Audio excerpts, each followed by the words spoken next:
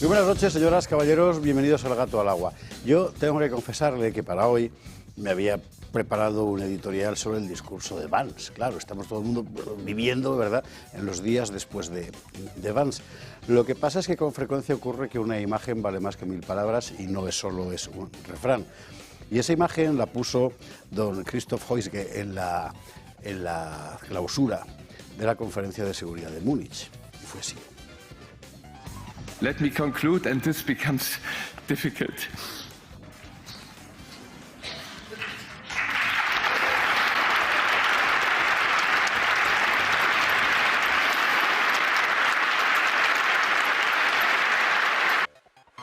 Todo esto se entiende mucho mejor si sabemos quién es Christoph Heusge. Christoph Heusge es un político diplomático y político democristiano alemán que ha sido el cerebro de la política exterior de Angela Merkel durante muchísimos años. De hecho, ha sido el funcionario que más tiempo ha durado en un cargo como el suyo, que era importantísimo, que era el de subsecretario de Política Exterior y de Seguridad de Alemania. Heusge es uno de los principales responsables de la política migratoria de Merkel. Heusge después estuvo en el Consejo de Seguridad de la ONU, cuando estuvo en el Consejo Alemania por turno. Heusge es el perfecto ejemplo de ese buenismo diplomático europeo, rodeado, por otra parte, con cuantiosos reconocimientos, sin ir más lejos, en materia de género, sí, también en materia de género, y por otro lado es destacado miembro del Consejo de Relaciones Exteriores, que es uno de los laboratorios del globalismo desde el final de la Segunda Guerra Mundial. Por eso lloraba Heusge. Él ha dicho después que era porque era su última intervención. Heusge tiene más mili, ¿verdad? No es eso. Es que su mundo se ha roto. Es verdad que su mundo se ha roto. Sus últimas palabras fueron esas: se rompen los valores comunes de Europa y de Estados Unidos. Trump está en otro planeta, eso dijo textualmente, esto va a ser muy difícil, y se puso a llorar. Y es que efectivamente para él va a ser muy difícil porque el mundo ha cambiado y él no lo entiende. Como estamos viendo que no lo entiende la inmensa mayoría de los opinadores españoles y europeos, tampoco los políticos. A lo mejor lo entiende mejor Heusge si le recordamos, sin acritud ninguna, que él, que lloraba por eso, no lloró, o al menos no públicamente, por esto otro que pasaba al mismo tiempo en Viena, mientras los grandes del mundo hablaban de la seguridad mundial. Mientras hablaban de la seguridad mundial, un sirio de 23 años, seguramente entrado en Europa a raíz de las políticas de Merkel y Heusge, apuñalaba gente. Así que tenemos a una oligarquía que está hablando de la seguridad del mundo, que en realidad es su seguridad, mientras en la calle la seguridad de verdad de los europeos sencillamente no existe, se está convirtiendo en un infierno. Hablaba de los valores europeos, Heusge. ¿Son capaces de decirnos todavía qué son esos valores? Porque para muy buena parte de la población europea, por supuesto el 30% que vota alternativas, pero también los que votan a los partidos del sistema, esos valores europeos ya son irreconocibles. Esos valores europeos al final se sustancian en algo tan etéreo como las declaraciones de la Unión Europea y esto. Este tapón que se ha convertido, por su perfecto absurdo, en el símbolo de la política de la Unión Europea. Úrsula.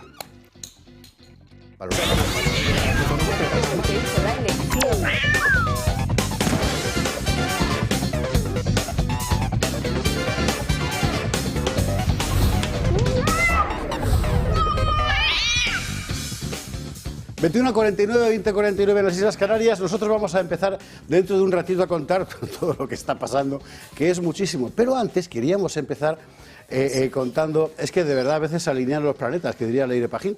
Y tenías la conferencia de seguridad de Múnich, el discurso de Vance, los problemas severísimos, gravísimos, con muertos en Múnich, en Viena, en otros lugares... y una política española que se le ocurrió decir esto. Rocío de Mer. Pero el futuro de este país es tenebroso cuando hay pueblos en España en los que hace 20 años no nace un solo español. Y eso significa que falta esperanza y alegría en todos esos pueblos de España. El futuro de este país es tenebroso porque en lugar de hacer políticas de natalidad, se ha optado por importar masivamente los hijos de otros, de otras culturas que nada tienen que ver con la nuestra. El futuro de nuestro país es tenebroso en el momento en el que España hay más marroquíes que asturianos. No hay una pizca de odio hacia nada de fuera, sino que hay un profundísimo amor a lo nuestro. Hay un inmenso amor a lo nuestro, a nuestra cultura, a nuestra forma de vida, a nuestra civilización compartida, a nuestra patria, a nuestra comunidad, porque es eso lo que está amenazado. Rocío de Mer tiene una cualidad completamente singular para poner el pie justo en el charco que más salpica. Y esto es exactamente lo que hizo en esa locución, porque todo el mundo sabe que tiene razón. Todo el mundo sabe que está cada vez más viviendo en entornos que ya no va reconociendo como propios, sino ajenos. Y eso tiene que ver con la gente que hay, es tan elemental como eso. ¿Esto significa que odies a la gente que está? No, pero sí que significa que añoras a lo que un día fue y a poder reconocer como tuyo un territorio que fue tu territorio. ¿Y esto cómo se lo explicas a una sociedad tan condicionada ideológicamente como la actual? Pues yo no lo sé, pero Rocío de Mer seguramente sí lo sabe. Rocío, muy buenas noches. Muy buenas noches, José Javier. Esas palabras te han valido una acusación de delito de odio. No sé si al final ha sido simplemente un titular en un periódico, si de verdad se ha sustanciado en tribunales. No, me han denunciado, sí, a la Fiscalía por decir que el futuro de este país es tenebroso y señalar precisamente eso, ¿no? Que hay un pueblo de Zamora en el que hace 18 años no nace un solo español. Y denunciar también que existe una política de repoblación de nuestros pueblos vacíos con los hijos de otras culturas que son muy distintas a la nuestra, ¿no? Yo no sé qué recorrido puede tener eso, me imagino que dependerá mucho del juez, de pensar que tú odias a alguien por el hecho de añorar que no sea otra persona la que haya nacido allí, pero bueno, esto en todo caso son retroécanos lógicos y es verdad que con un delito como el de odio puede pasar cualquier cosa, pero el hecho objetivo, sin embargo, sí que es ese. Y estamos viendo ahora en Alemania, en Suecia, en Austria, en otros lugares, Francia, las consecuencias de ese proceso que aquí ya es galopante.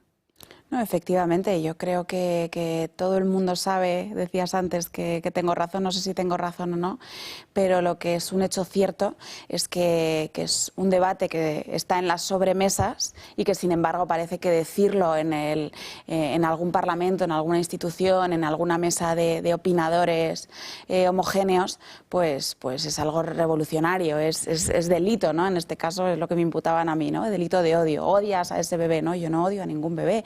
Yo me alegro de todos los bebés que nazcan en España y en el mundo porque todo bebé es alegría y esperanza, pero creo que es de sentido común lamentar profundamente que en los pequeños pueblos vacíos de España hace 20 años que no nace un solo español. Creo que es de sentido común lamentar profundamente que existe una cultura que es la que yo reconozco como propia, sobre la que avanza otra cultura que se impone y numéricamente es probable que destierre incluso a la mía, ¿no? Yo creo que es de sentido común porque todos reconocen cómo hay una transformación evidente en sus barrios y en sus calles.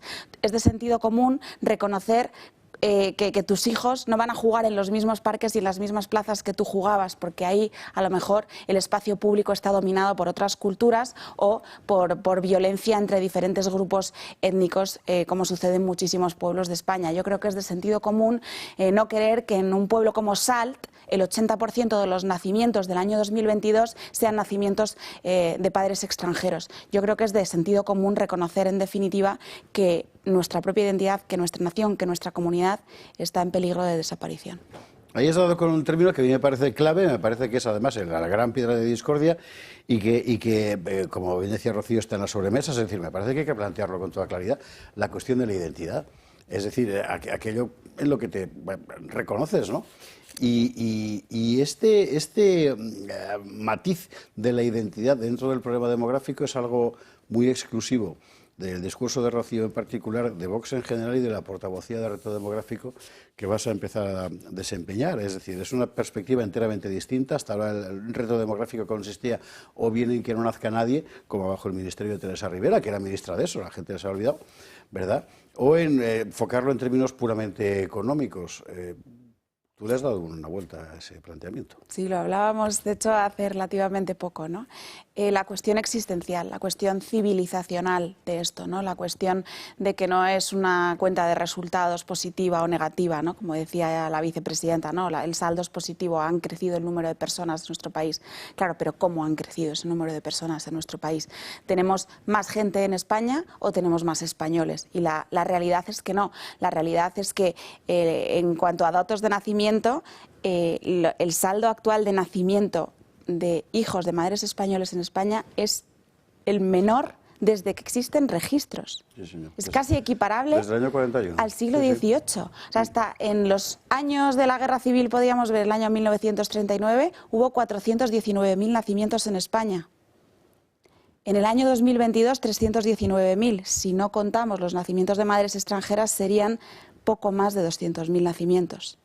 Creo que tenemos las cifras además, porque esto Miguel Gutiérrez haciendo cuadros toda la tarde para conseguir poner algunos en pantalla. Cuando quieras, Raquel, ahí tenemos algunos datos. Este es el titular de ABC. España superará los 49 millones de habitantes en 2025, impulsada por la inmigración. Claro, el problema que se plantea en estos términos es que para la mayor parte de la gente todavía es un tabú decirlo.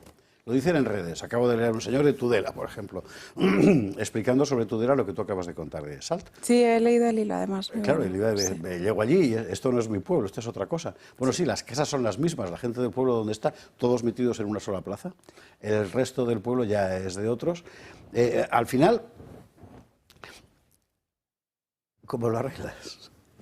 Porque claro, aquí entran elementos políticos muy diferentes y en particular el sector que tú vas a tener que empezar a defender ahora.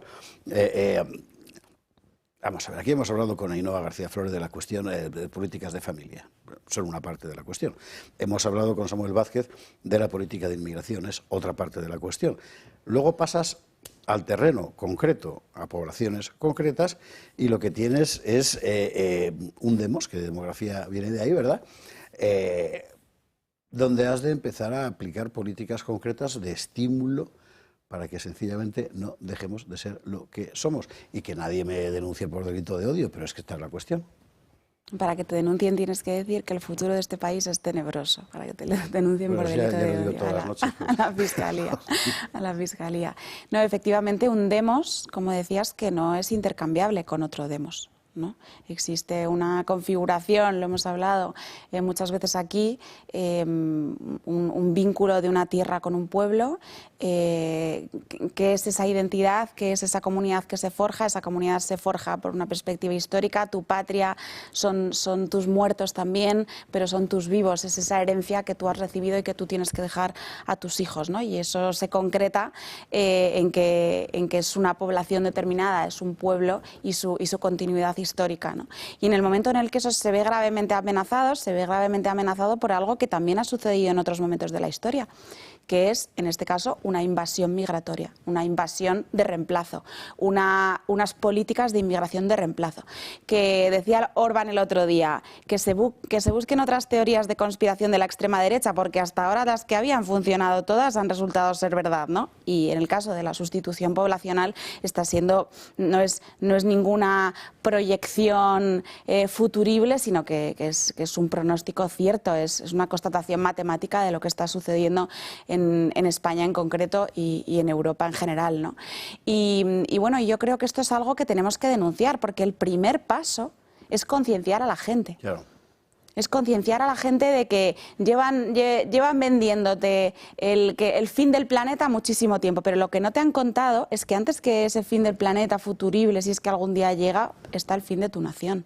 Y es dentro de muy poco, porque antes me pasaba un amigo mío una serie de datos y me decía, es que en 2074 los españoles van a ser minoría en su propia nación, ¿no? Cuando el típico progre te dice, no, las migraciones han existido siempre, ¿no? La gente se ha ido de un lado, ha vuelto por muchísimos motivos, sí, pero es que las invasiones también han existido siempre. Y cuando está el factor masivo, el factor de masa, sustituye la cultura que viene, sustituye a la cultura autóctona y también influye, lógicamente, la agresividad de esa cultura de reemplazo, ¿no? Como es el caso de la cultura islámica, ¿no? eso actúa evidentemente sobre un vacío absoluto que tenemos en Europa y sobre una acción global de anestesia local, si se me permite, en Europa sobre quién es y cuál es su historia, su continuidad histórica y su proyecto de futuro, ¿no? Que es lo que ha sucedido también durante los últimos años en Europa y que no podemos obviar del relato político, ¿no?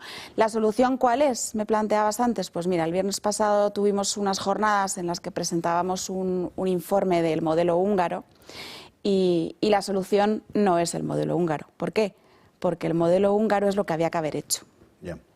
El modelo húngaro es esta nación pequeñita de 10 millones de habitantes que ante la crisis del año 2015, el Welcome Refugees, que confundió a toda la población de Europa, decidió protegerse. Decidió cerrar las puertas de su casa a todo aquello que podía ser una amenaza para su casa. Y gracias a eso va a sobrevivir y a una serie de políticas de natalidad que han dado resultado y que han llegado casi a la tasa de reemplazo. Sin embargo, en el resto de Europa o en Europa occidental o en España en particular, si se me apura, ya no es posible ese modelo.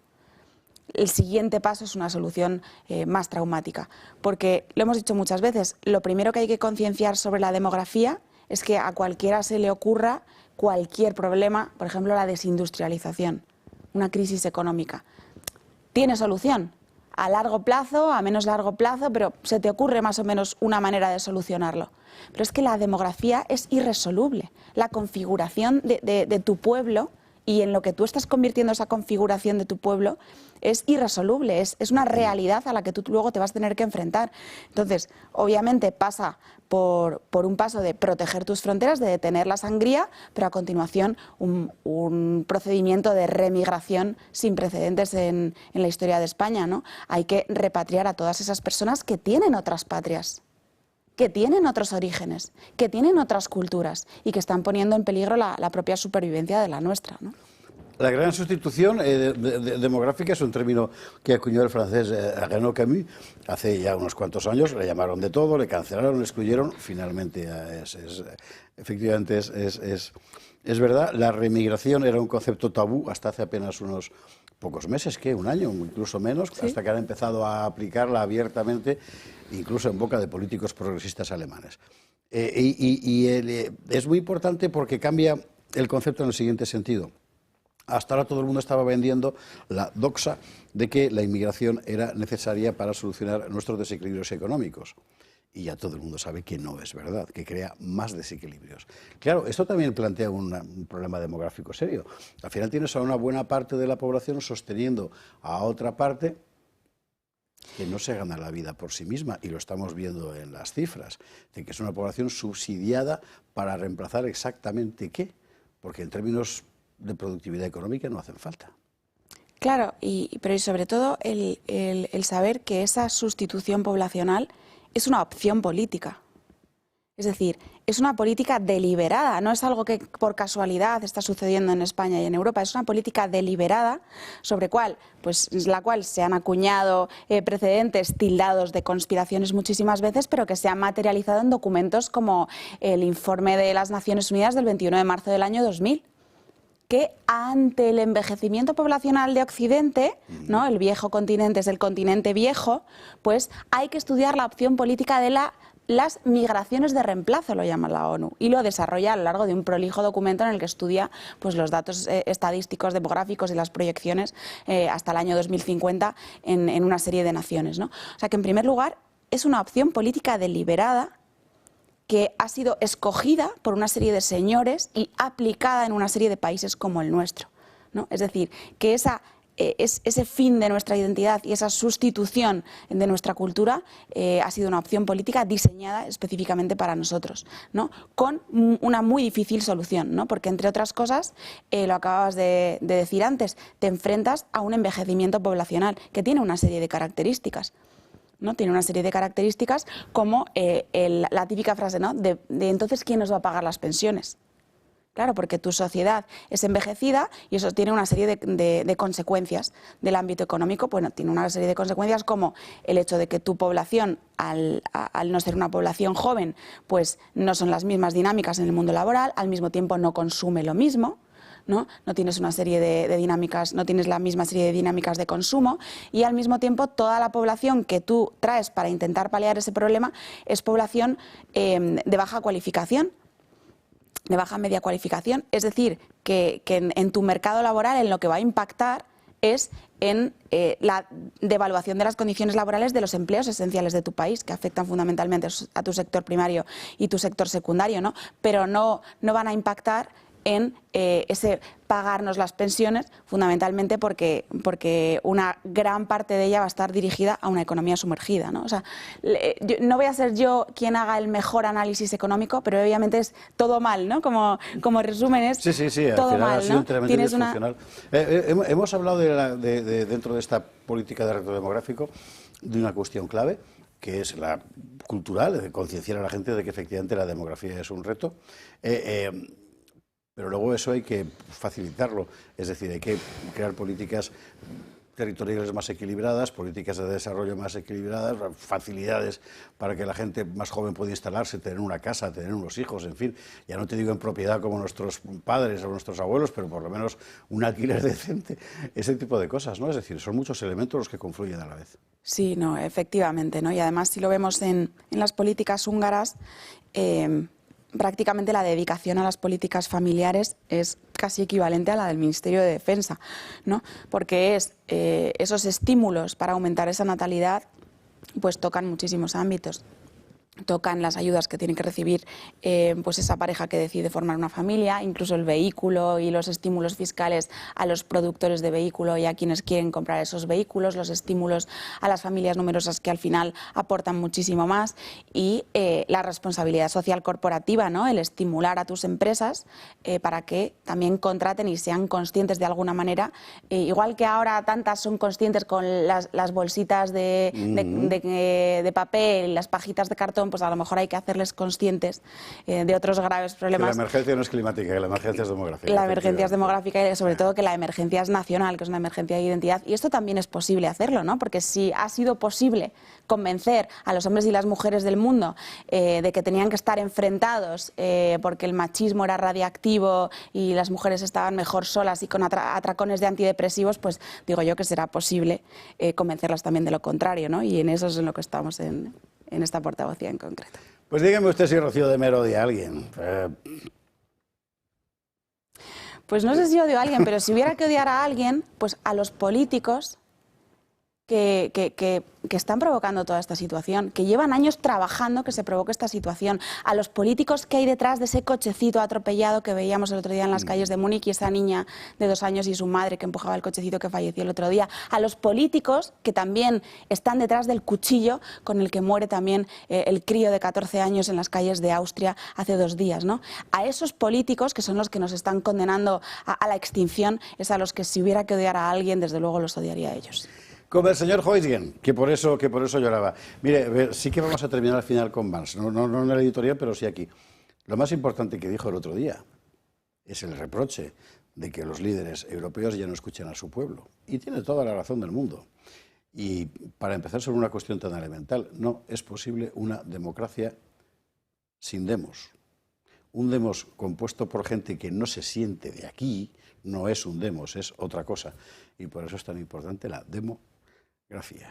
Rocío de Mer, muchísimas gracias. Gracias a ti siempre, José Javier. Vámonos a la publicidad y a la vuelta lo de Arabia Saudí con Rusia, Estados Unidos, la cumbre de Macron, bueno, la peña de Macron, con todos los europeos allí puestos, el chalet de Ábalos, del Perú, o sea, son inabarcables hasta ahora mismo.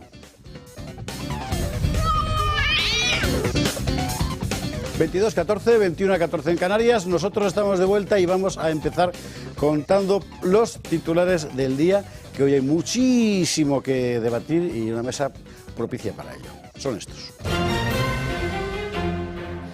Bueno, no, Rocío de Mer ya la hemos visto, pero en todo caso nos vienen para recordarlo. Efectivamente, el futuro demográfico de los españoles es tenebroso, pero de eso hemos hablado ampliamente. Vamos con este asunto, que es el día 3 después de Valls. Al parecer hay que empezar a medir ahora, en estos términos, el tiempo histórico.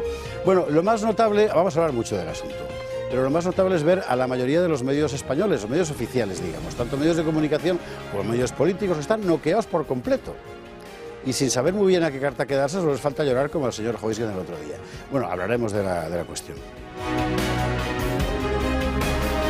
Hablaremos de la cuestión, una de cuyas consecuencias ha sido esta reunión en París de Macron, que esta vez sí ha salido a recibir a los mandatarios europeos, no como hizo con Vance.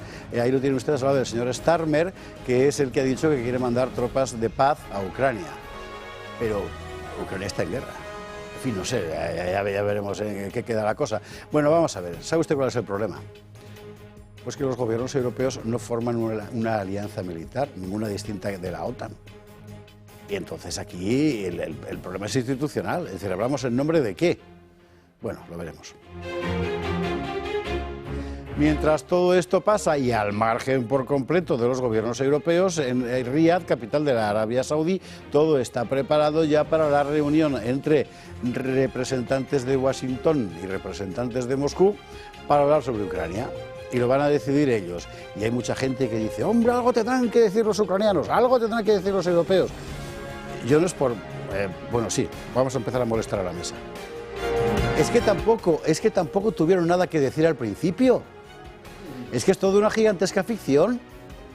Es que no han tenido ni arte ni parte. Bueno, ya lo contaré luego.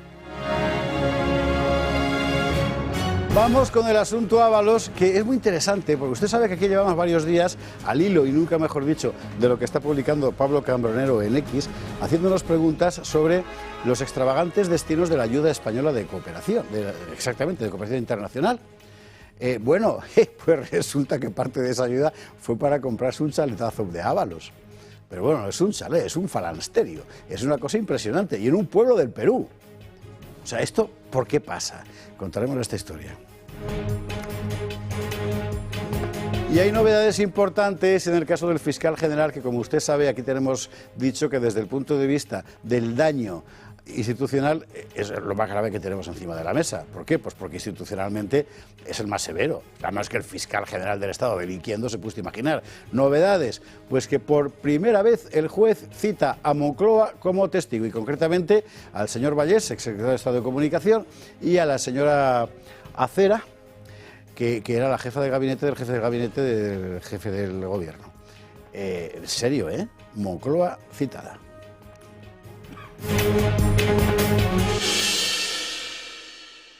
Y veremos todo esto en compañía de nuestros contertulios de esta noche. Don Enrique Calvet, ¿cómo estás? Pues muy bien acompañado, muy buenas noches a todos. Como siempre digo, delante y detrás de la pantalla. Y bueno, estoy desolado, por supuesto, cada día más desolado. Desolado como impotente, como me siento Cassandra, como todo lo que ustedes quieran. Y es verdad que estamos viviendo unos momentos absolutamente históricos. Nefastos, pero históricos absolutamente.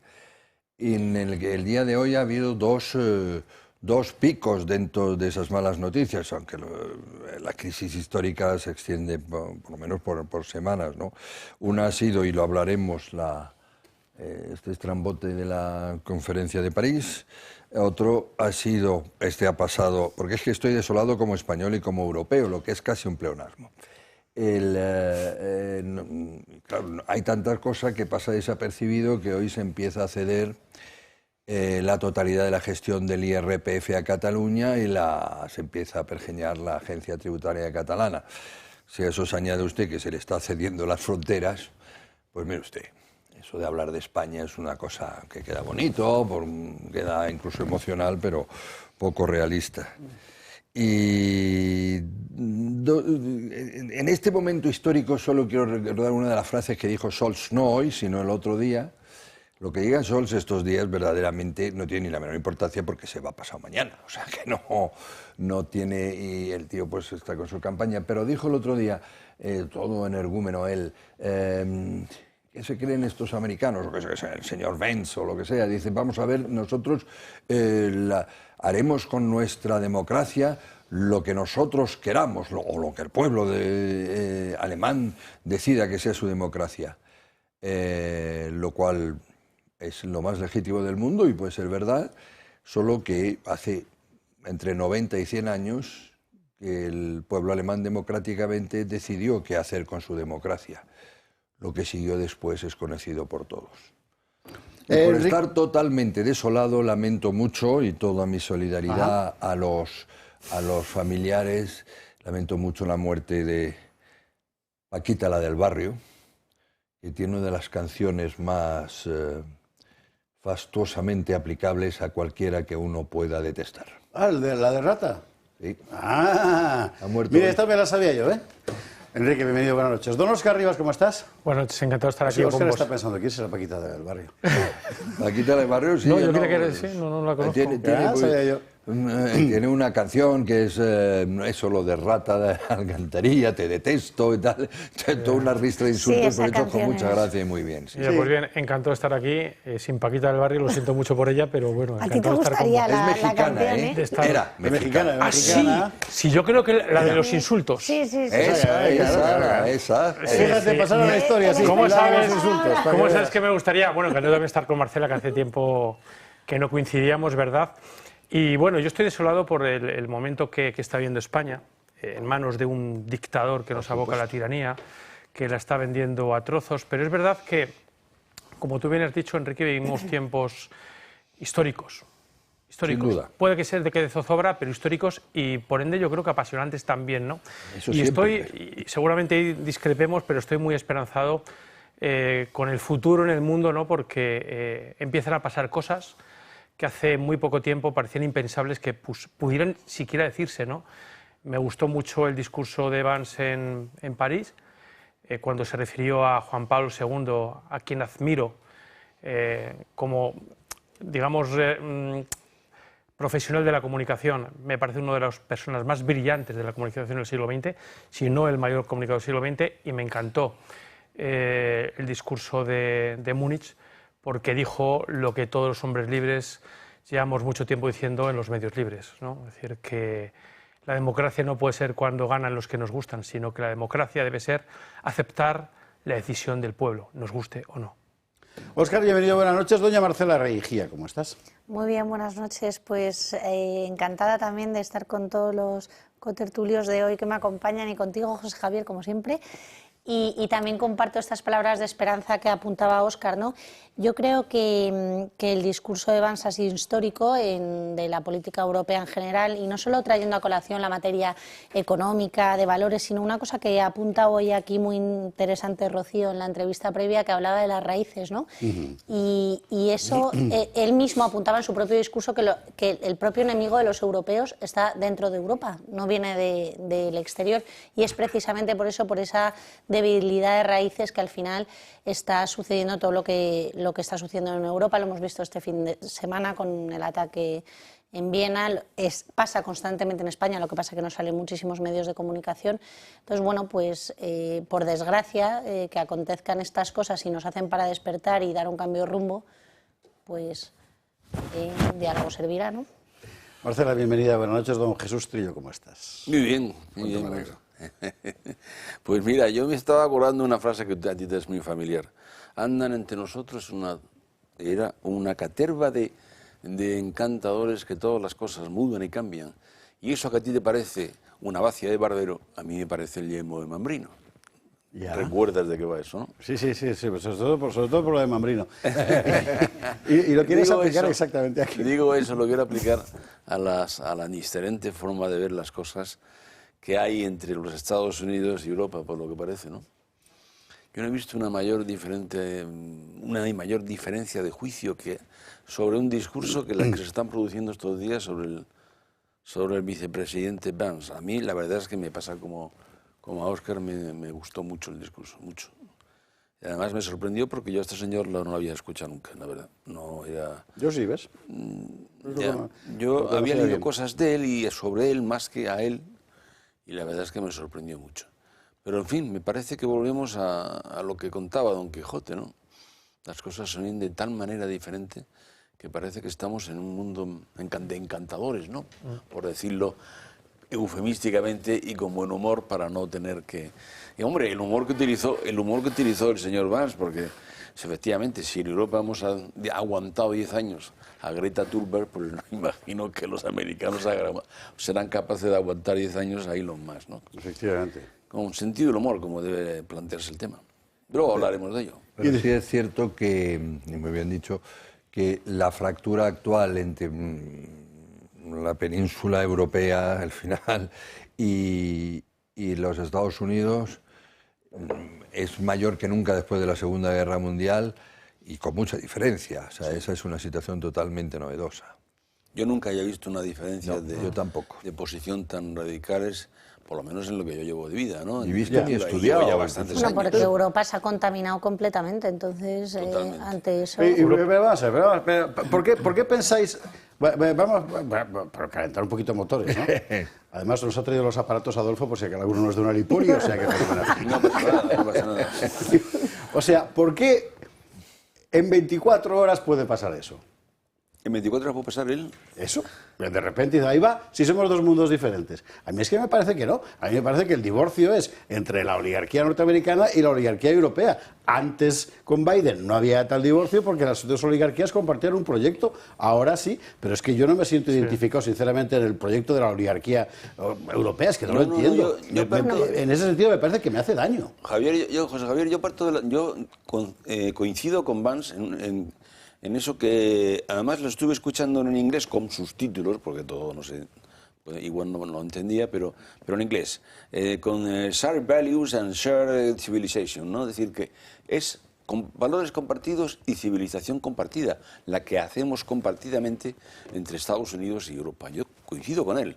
Ahora, yo no me refiero ya a la diferencia de convicciones sociales en general y culturales, me refiero a los líderes políticos. Y a los proyectos políticos, pero precisamente en lo que están insistiendo dentro del mundo, pues llamémosle Bruselas, no, me va a reñir luego Calvet, pero bueno, del mundo de Bruselas, es en lo de los valores europeos. Leche, hasta Esther Peña, hablando de valores europeos, como si fuera yo que sé, pero que los valores europeos son ¿qué, Esther? Es más bien la cancelación de valores. Yo creo Bueno, es que hace mucho que Europa dejó de tener valores europeos. ¿Ve usted cómo hace falta los aparatos de Europa? En particular, cuando empezamos a ceder todo tipo de competencias ajenas a los estados, y esto en vez de convertirse en una organización supranacional se ha convertido en otra cosa, ¿no? Pero... Sí, pregúntale a Esther Peña cuáles son esos valores. Que te diga 2, 3, 4. Creo que es incapaz. Bursátil, Esther. Porque habla de valores, es decir, Esther Peña, se me sube el azúcar. Dame el aparato. Buenas noches. Muy buenas noches. A ver, atentos, que hemos encontrado por fin un glucómetro, o sea, para medir el azúcar, sin pincharse. Porque la gente que tiene que tomárselo varias veces al día, 3, o sea, es un auténtico calvario. Además termina por no entrar. Esto es una tecnología. En realidad la tecnología no es nueva, lo que es nuevo es aplicarlo exactamente a eso, de tal forma que además, como todo lo que nos trae Adolfo, que lo puedes hacer tú en tu casa. Eso es. Además, me gustaría simplemente hacer un pequeño histórico, ¿no? Hace 40, 50 años, tampoco estamos, cuando te hacían una analítica y se observaba que tenías los niveles de glucosa un poco altos, ¿no? Entonces el siguiente paso era, bueno, sospechar que había una diabetes, ¿no? Entonces se hacía lo que se llamaba una curva glucémica, es decir, lo que te daban es a la media hora azúcar. El test de O'Sullivan. Efectivamente. Sí, sí. Y entonces ahí es donde las embarazadas eso lo hacían. Clásico, entonces esto lo que te quería decir es como la capacidad que tenía tu insulina de ir eliminando ese azúcar, irlo metiendo en la célula para eliminarlo. Entonces ahí ya decían, bueno, pues parece ser que esta persona tiene diabetes. Posteriormente ya se sacaron lo que son los glucómetros que te pinchas, es decir, que puedes ir, te vas pinchando, sacas una gotita de sangre y tú te vas viendo de manera más controlada, es decir, más día a día. Porque fíjate que hay tantas diabetes como personas. Lo importante es saber en qué momentos tú tienes el azúcar alta, porque incluso, fíjate, hay una prueba que ahora se hace, que es lo que se llama la hemoglobina glucosilada, es decir, que a los que tú puedes saber el azúcar que has tenido de media durante 2-3 meses atrás. Pero claro, una media sabéis que puede ir desde que hayas tenido 200, 100 o que hayas tenido 150 todo el rato. Entonces, lo importante no es esa media, que también, lo importante es saber en cada momento cómo va tu azúcar. Por eso, con este aparato, lo que podemos saber en muchos momentos del día cómo tenemos el azúcar. Porque hay personas que, por ejemplo, dan una hiperglucemia a la mañana y otras personas que es una hipoglucemia. Depende. Hay personas que, evidentemente, si tomas arroz, patata, etcétera, vas a dar una hiperglucemia, pero hay gente que no la da tan alta y otra gente que sí la da muy alta. O a veces estás mareado y no sabes si ese mareo viene por la tensión o viene por una bajada de azúcar. Con lo cual, teniendo este aparato y prescindiendo de lo que ya es el pinchazo, que casi nadie lo hace, porque se lo hace una vez al día, como mucho, pues vamos a conseguir eso, saber nuestro azúcar en cada momento cómo está. Y es lo que va a hacer que el médico pueda tomar decisiones, porque todo va a nuestro móvil, que además podemos tenerlo incluso en 2 móviles o 3 móviles, para que lo pueda tener un hijo, otro, o sea, que nos lo puedan controlar también, ¿no? Y vamos a ir viendo realmente que el médico sepa qué azúcar tenemos en cada momento, porque esa diabetes personalizada es la que puede dar que ese azúcar esté bien controlado y que no tengamos ningún problema de salud si lo tenemos controlado. Es muy complicado, para la gente que no sea nativa digital, ¿es muy complicado ponerte el móvil al compás del aparato? No es complicado. A ver, nosotros os orientamos. Realmente hay un QR. O sea, cada glucómetro es para esa persona en concreto. El QR es el código asirio ese que parece como un laberinto. Claro, tú lo que haces cuando tienes el aparato, haces una foto y ya se graba perfectamente la aplicación. Y a partir de ahí ya se ha unido. Y ya tú vas, cada vez que te lo pones, te aparece en él. Pero no obstante, si tenéis problema, nosotros os orientamos cómo hacerlo. O sea, que tranquilos. Como en los restaurantes, que te lo pones en la carta y tal. Efectivamente, es igual, es muy sencillo. Una vez que lo has puesto ya, nada más que es poner el dedo y automáticamente por wifi se va poniendo esto. O sea que eso no es la complicación. Lo que sí es importante es que lo vamos a poder hacer muchas veces al día, para que tengamos controlada muy bien la glucosa y que no tengamos picos, porque aunque tengamos una buena media, igual tenemos picos. Y eso es lo que realmente daña a nuestro organismo.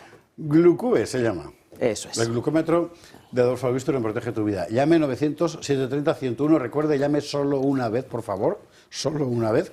Su llamada queda registrada. Si no se lo pueden coger, le devuelven la llamada y usted lo pregunta todo. Lo del móvil y el QR, cuántas veces se lo puede poner, si se lo enseñan, lo que cuesta. ¿Hay descuento para espectadores del todo televisión? Pues mira, tenemos diferentes cosas para ellos, pero yo prefiero que llamen. ¿Por qué? Porque lo más importante es que lo vais a tener antes que nadie. Eso es importante. Mira, que no es pero bueno, tenemos cosa. cosas para vosotros. Adolfo, gracias. Gracias a vosotros. Nosotros vamos a hacer una cosa, Raquel. Como todo lo que tenemos que hablar ahora en realidad va de corrido, que es el tema del discurso de Vance, lo de la cumbre de París, etcétera, vamos a irnos a la publi ahora, nos damos un respirito y a la vuelta ya vamos con todas esas cosas, una detrás de otra, porque en realidad los debates van a ser, ya lo verá usted, enteramente concomitantes, que diría el clásico. Antes de eso, le recuerdo que tenemos mañana cita en Valencia, en el Ateneo Mercantil, que es un sitio muy bonito, además en el mismo centro de la ciudad, porque allí organiza Julio Ariza sesión especial sobre cambio climático. Una mesa, vamos a ver enseguida sus componentes. Bueno, mire, básicamente la mesa que estuve el otro día aquí en el Toro contando el asunto con Enrique Ortega, con Sander Santamaría, con Alex Lajain y con Ferrandis. Hablar del cambio climático, de su efecto en la economía, etcétera, ¿no? Y en el emprendimiento. Llame. Va a estar, de todas formas, a las 7:30, o sea, a las 7:30 en Valencia, en la plaza del Ayuntamiento, está fenomenal. En el Ateneo Mercantil, vámonos a la publi y a la vuelta vamos a la fiesta de Vance, que todo el mundo salía con unos cuantos lloros de más, como en la canción.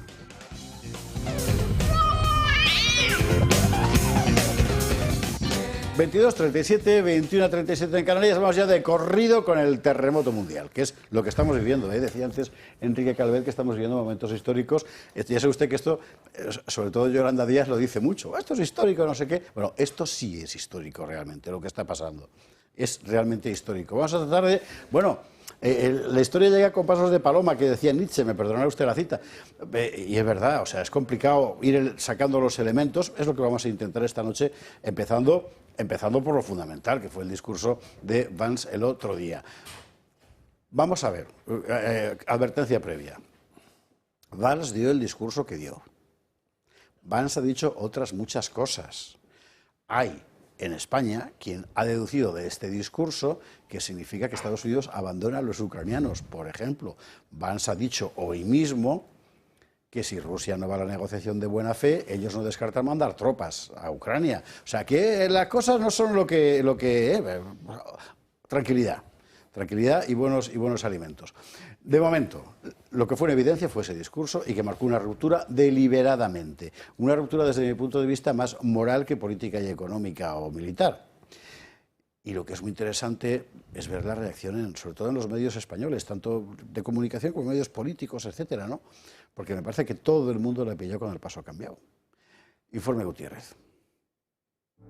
El vicepresidente de Estados Unidos llegó a la conferencia de seguridad de Múnich dispuesto a decir las verdades del barquero a la cara a las élites europeas. Vance afirma que la gran amenaza para la Unión Europea es interna, pues ha renunciado a sus principios. Rumanía y la actitud de las élites de Bruselas es ejemplo de ello, a su juicio. But when we see European courts canceling elections and senior officials threatening to cancel others, we ought to ask whether we're holding ourselves to an appropriately high standard. Gran parte del discurso de Vance versó sobre los ataques a la libertad de expresión en el viejo continente al no tolerarse la disidencia. Free speech, I fear, is in retreat. Hiding behind ugly Soviet-era words like misinformation and disinformation, we may disagree with your views, but we will fight to defend your right to offer it in the public square, agree or disagree. Las caras del público lo dicen todo. El vicepresidente norteamericano también criticó la política migratoria de puertas abiertas. La señaló como una gran amenaza para la seguridad europea y puso como ejemplo el atentado de Múnich. There is nothing more urgent than mass migration. It's the result of a series of conscious decisions made by politicians. No voter on this continent went to the ballot box to open the floodgates to millions of unvetted immigrants. La franqueza de J.D. Vance ha irritado al establishment político y mediático europeo, que rechaza de lleno el mensaje de la administración Trump. Lo rechaza hasta el llanto. The speech of Vice President Vance on Friday, we have to fear that our common value base is not that common anymore. Let me conclude, and this becomes difficult.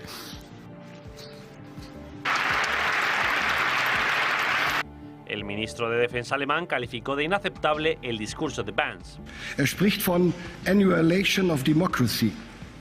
Und wenn ich ihn richtig verstanden habe, vergleicht Zustände in Teilen Europas mit denen in autoritären Regimen. Meine Damen und Herren, das ist nicht akzeptabel. El gobierno de Scholz ha acusado a Vance de interferir en la campaña electoral y de favorecer a Alternativa por Alemania con su discurso. La Comisión Europea rechaza todas las acusaciones. Afirma que aquí se respeta la libertad de expresión y que no se anulan elecciones. Los titulares de los medios de comunicación siguen esta línea. Nadie habla de crítica constructiva por parte de Vance, sino de un ataque sin cuartel para debilitar a los 27. La CNN acusa directamente a Vance de mentir y de aleccionar a los gobiernos europeos. La BBC titula «Vance lanza un duro ataque contra las democracias europeas». En España, El País publica que Vance lanzó un ataque ideológico y añade que se puso del lado de la ultraderecha. Otros, como La Razón, publican que el ataque es contra Europa y contra la inmigración. El Mundo habla de que Vance ataca al proyecto europeo con un grave discurso que busca debilitar a la Unión Europea al potenciar a los extremismos. Queda claro que el discurso de Vance ha escocido, quizás sea porque las verdades duelen.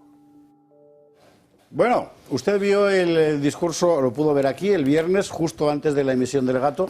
Lástima que no pudiéramos dedicar el Gato al discurso, pero que estaba grabado unas horas antes, en fin, ¿qué se le va a hacer? Si lo hubiéramos sabido, pero en fin, en todo caso lo pudo ver y pudo ver al día siguiente el especial que dedicaba a Julio Eriza, donde se repitió el discurso, ¿verdad?, a esta cuestión, que es una cuestión muy importante. No sé, yo os pediría vuestra primera impresión sobre el discurso, por supuesto, sobre lo que os dé la gana también, pero sobre todo sobre el efecto que ha creado muy particularmente en los medios, ¿no?, donde hay una unanimidad muy extravagante. Bueno, a mí el mensaje único de los medios en general no me sorprende porque ya nos tienen acostumbrados a eso, casi es difícil salirse de la línea habitual de los medios de comunicación, pero yo creo que el discurso de Vance ha sido una bofetada tras otra a la realidad europea y que yo creo que vivimos todos los europeos y que cada Estado europeo, si hace un análisis, también sufre lo que ha denunciado Vance, ¿no? Aquí nos han arruinado con burocracia, nos han arruinado con impuestos, nos han arruinado limitando en los últimos meses la libertad de expresión y fomentando la censura, ¿no? Entonces yo creo que han sido mensajes muy claros, de sentido común, por eso a los medios no, pero a una gran mayoría de ciudadanos de a pie que lo han visto sin sesgo el discurso, no les ha chirriado tanto la realidad del mensaje, ¿no? Y sobre todo nos ha dejado, yo creo que dos mensajes claros, ¿no? Que para mantener el estado de bienestar europeo hay que dejar de delegar esta función en Estados Unidos, ¿no? O sea, esa Europa independiente que deje de depender de Estados Unidos, ya no solo a nivel de defensa, sino en otras muchas partidas, ¿no? Y el otro tema para mí esencial es recuperar esas raíces de libertad y de libertad de expresión, ¿no? que cada vez en Europa están más limitadas. Yo lo he dicho muchas veces, Trump es una esperanza para el mundo occidental, saquen de contexto sus mensajes o no, pero esa es la realidad. Y ya hasta lo reconoce Draghi, ¿no? Entonces la cosa ya parece que no se puede... Es verdad, además, claro. Lo de Draghi, es que el tío no pierde una, ¿eh? No lo puede ni ocultar, ¿no? Pero también apuntaba una cosa muy interesante en este mensaje de la libertad, que a mí me gustó mucho del discurso, que decía, ¿no? Tenemos un nuevo sheriff, algo así, voy a decirlo. Sí. Un nuevo sheriff en Washington, ¿no? Que quizás a usted no le gusten las ideas o las opiniones de este nuevo sheriff, pero va a luchar por su libertad.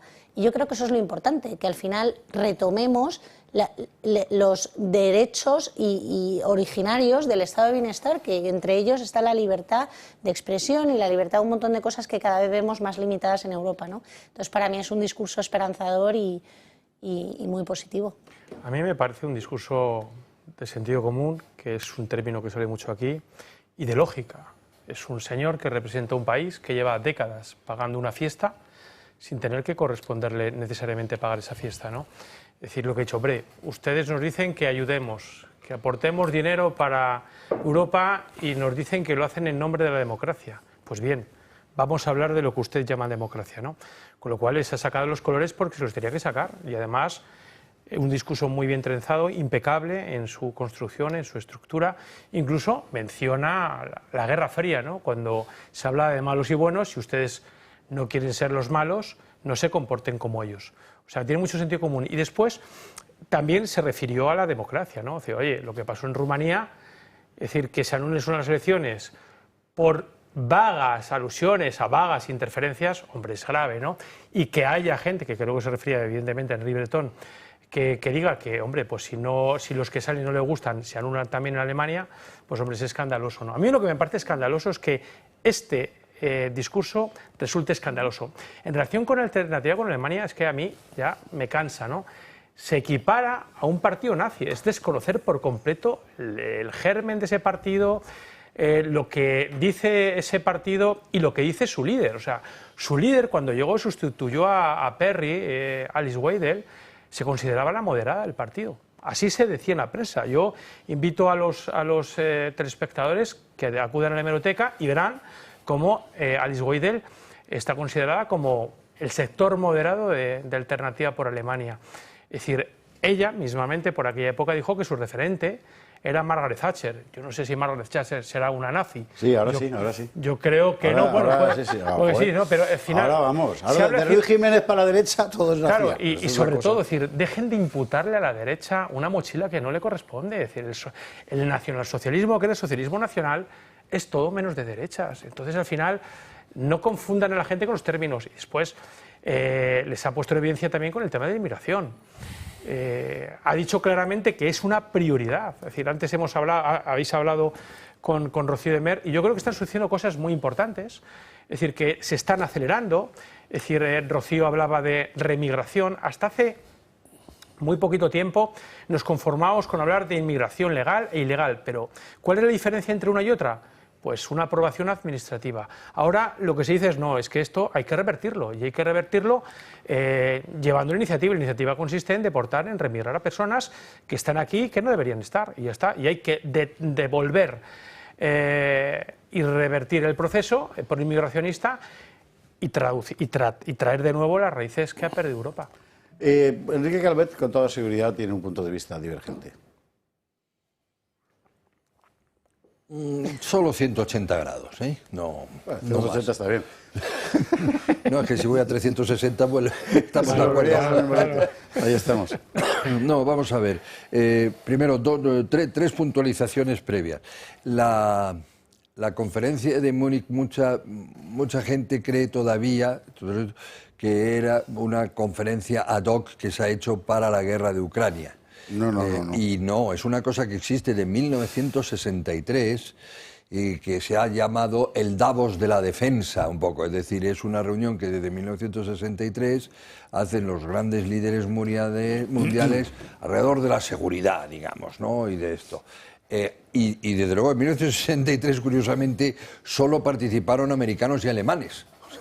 Se fue después agrandando. Eso que se sepa, que en Ucrania no tenía por qué ser el centro, y por ejemplo no se ha hablado de Gaza, que también afecta a la seguridad. Segunda cosa que tengo que decir es que una de las importancias que tiene este discurso es que lo pronuncia una persona que tiene bastantes posibilidades de ser presidente de los Estados Unidos. O sea, que no, aunque solo sea por la edad de su mentor, ¿verdad? Bueno, nadie está a esa edad a expensas de cualquier... Y después puede haber otras circunstancias, ¿no? Y tercera cosa, hombre, que ha estado pagando una fiesta Estados Unidos, es verdad por la parte de fiesta, pero le ha sacado mucho rendimiento. Claro. O sea que claro, no ha sido benévolo. Ahora, yendo a esto, en efecto, es de una enorme importancia política y sobre todo que va a los valores. Entonces, las lágrimas del... ¿Cómo se llama este? Que no sé, es porque se siente que los valores que Europa dice haber defendido desde el principio hasta ahora, ¿verdad? De los primeros tiempos de la CECA y todo eso, ya no tienen que ver con los valores que defiende Estados Unidos. Eso me parece una exageración. A mí también, eso me parece una exageración. El problema ahí es que Vance ha venido a ingerir mucho en los procesos electorales europeos y muy sesgadamente, hay que decir que después del discurso fue a visitar a la líder, y no visitó a otro, fue a visitar a la líder de Alternativa por Alemania, y los valores que sin duda en este momento son la ultraderecha en Europa. Y claro, en algunos países como Alemania o Francia y tal, eso escuece mucho porque no se ha olvidado lo que fue el nacionalsocialismo, fuera de izquierda o fuera de derecha, ¿verdad? Es como si digo que Stalin evidentemente no defendía los valores de la izquierda, luego era de derecha, pero bueno, eso es una discusión que solo puede confundir a la gente. Entonces, ahí hay un problema, es decir, él un poco lo que ha venido a decir es... cojan ustedes a la extrema derecha como un candidato, bueno, un partner más, ¿verdad? Posible y no le pongan trabas que terminan siendo antidemocráticas. Y oiga, si el riesgo de que vuelva Hitler existe, pues es verdad que una de las cosas que tiene la democracia es que tienen la posibilidad de autodestruirse. Es verdad, es inherente, ¿no? Bien, lo que está... Es un poco atrevido esa afirmación, Enrique, pero bueno. Lo que estoy... Y sobre todo porque él no ha hablado de la extrema derecha. O sea, la extrema derecha es una etiqueta que le pone la izquierda intelectualmente. El riesgo de que vuelva Stalin también existe, claro, si nos ponemos así. Porque... Bueno, ¿cómo que el viernes? Es que ha vuelto. Claro, por eso. Es que es muy... La afirmación es atrevidísima. Pero bueno, por decir, entonces, ahí el debate escuece mucho, porque... Es verdad que hay todavía valores absolutamente conjuntos, no hay que ser... yo no creo que ni Trump ni Vance sean antidemocráticos, por ejemplo, ¿no? En absoluto. Pero sí se mete, y es verdad que con los últimos valores que ha defendido, además fanáticamente y probablemente antidemocráticamente Europa, que son los valores woke, que es con lo que se mete, eso es otra cosa. Pero claro, hay que explicárselo muy bien a la gente. En ese aspecto estaría de acuerdo en decir, mire, lo que hay que hacer es deshacerse de eso, porque eso sí que no es demócrata ni va para el bien común. Pero el hecho es que han terminado confundiendo los valores europeos con todo eso. Eso es. Y aislando, y criminalizando, y hitlerizando progresivamente a todo el que se iba oponiendo a eso. Hasta el punto de que gente que jamás en la vida habría pensado...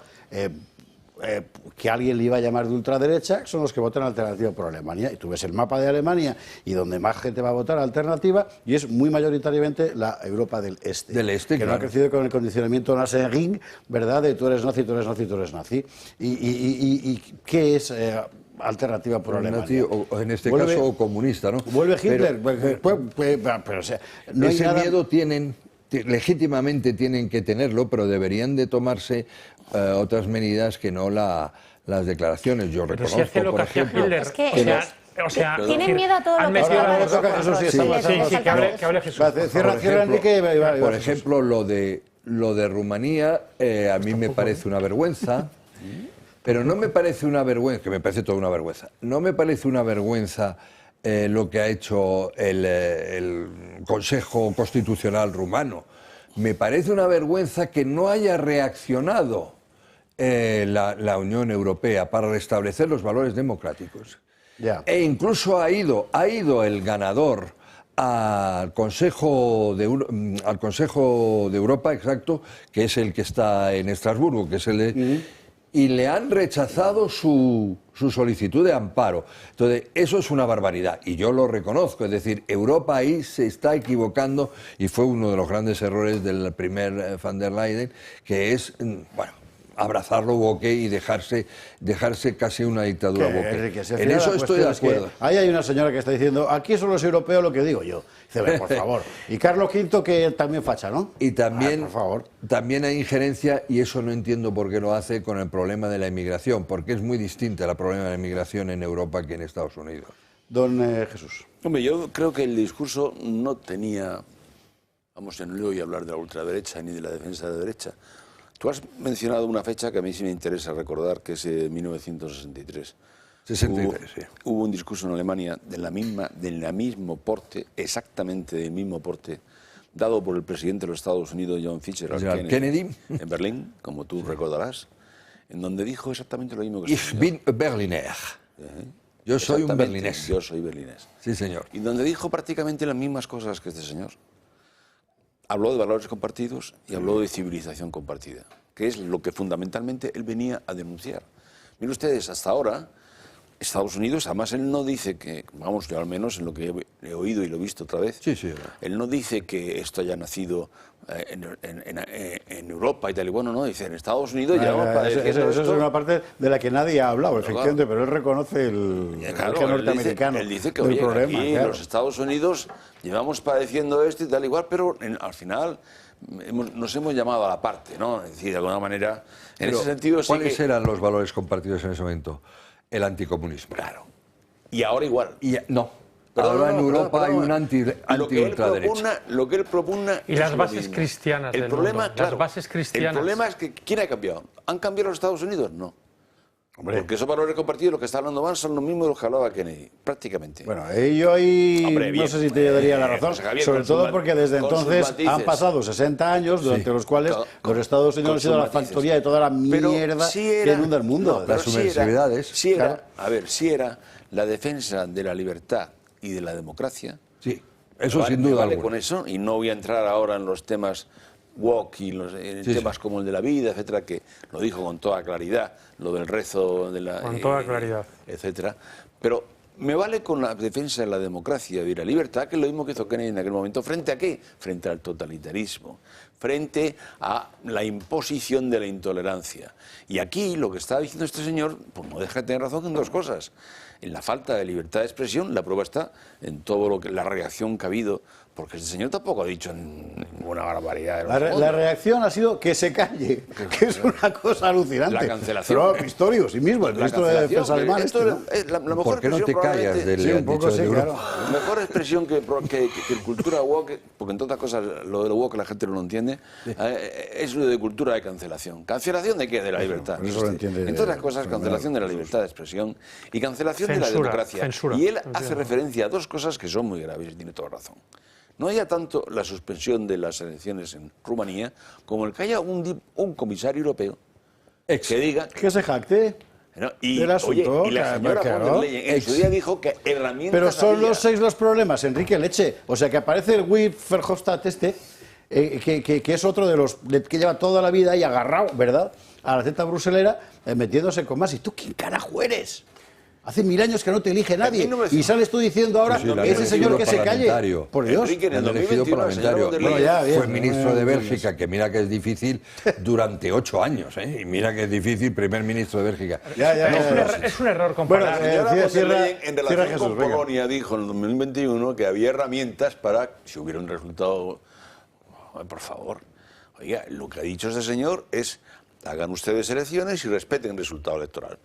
Es verdad que es muy fácil decirle, oiga, eso, usted que es hijo, que es el vicepresidente de Trump, que armó la que armó en el asalto al Capitolio, vale, de acuerdo, todo lo que quiera. Bueno, y se podría cuestionar lo del problema es ese, que Europa se cree con la potestad de que haya unas elecciones que gana alguien y ellos pueden controlar. Ahora, escuchen al pueblo, hagan elecciones y escuchen al pueblo y el resultado de las elecciones. No está diciendo, oiga, impongan no sé qué pensamiento único contrario al pensamiento de ustedes, no, en absoluto. Vamos a ir por partes, vamos a ir haciendo evolucionar el tema, porque lo de Ucrania está muy vinculado con esto, evidentemente, y la reunión de París de hoy también, y todo forma un poco parte de lo mismo. Yo solo recordaré que la campaña de todos los poderes de los países europeos contra Trump ha sido permanente.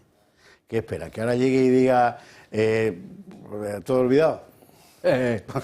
Hombre, pues no. Además que dicen que es vengativo, yo no lo sé. Mire, aquí mi perspectiva es, en fin, ahora me reñirán, digo yo, aquí había un sistema de poder que llevaba vigente más de un cuarto de siglo, que era de la construcción de un mundo global sobre la base de la economía financiera, las nuevas energías, etcétera, y élites políticas que han ido sumándose a eso. Y eso es una estructura de poder que ahora llega este señor que tiene otra visión del orden internacional, porque piensa que a Estados Unidos le ha ido fatal y lo cambia. Y aquí tienes a toda una aristocracia, en el sentido, vamos a decir, marxista del término, ¿verdad?, que se queda colgada de la brocha y que le han quitado las prebendas, que es lo que están viendo. Pero bueno, en fin, esto ahora me lo contestarán o no, no sé, cuando hablemos de lo de Ucrania, que va a ser muy simple. Es decir, con todo esto, ¿qué pasa? Que Europa se queda fuera de, entre otras cosas, la solución del conflicto ucraniano. La reunión es en Arabia Saudí y la cita es mañana, si no me equivoco.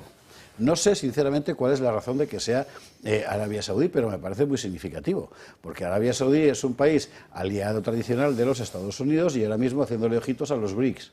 ¿Por qué? Porque puede pagar en petróleo y no va a tener que hacer una marcha del orgullo gay. O sea, que ellos encantados de la vida, que es que el problema del mundo global estaba siendo ese. Zelensky dice, no reconoceré ningún acuerdo si no estoy yo. Nos recordaba Alexander del Valle aquí en El Gato del viernes que fue el propio Zelensky quien llevó a la propia constitución ucraniana la prohibición expresa de participar en negociaciones de paz. Con lo cual Zelensky tiene un verdadero problema. Pero bueno, esto es otra historia. O a lo mejor no lo sé. Hoy le pregunto, aquí cómo se está recibiendo esto. Trump abandona a Ucrania. Trump se ha hecho en brazos de Hitler. Trump le ha regalado los Sudetes a Putin. Estamos así. Ya solo falta levantar el sable y decir, ¡a por Napoleón! Leche, que estamos en el 2025. Que las cosas son otras. Bueno, hoy le preguntaban a Fuster, en la rueda de prensa habitual de Vox, que qué pensaba de que Trump hubiera abandonado al pueblo ucraniano. Bueno, Fuster ha contestado esto.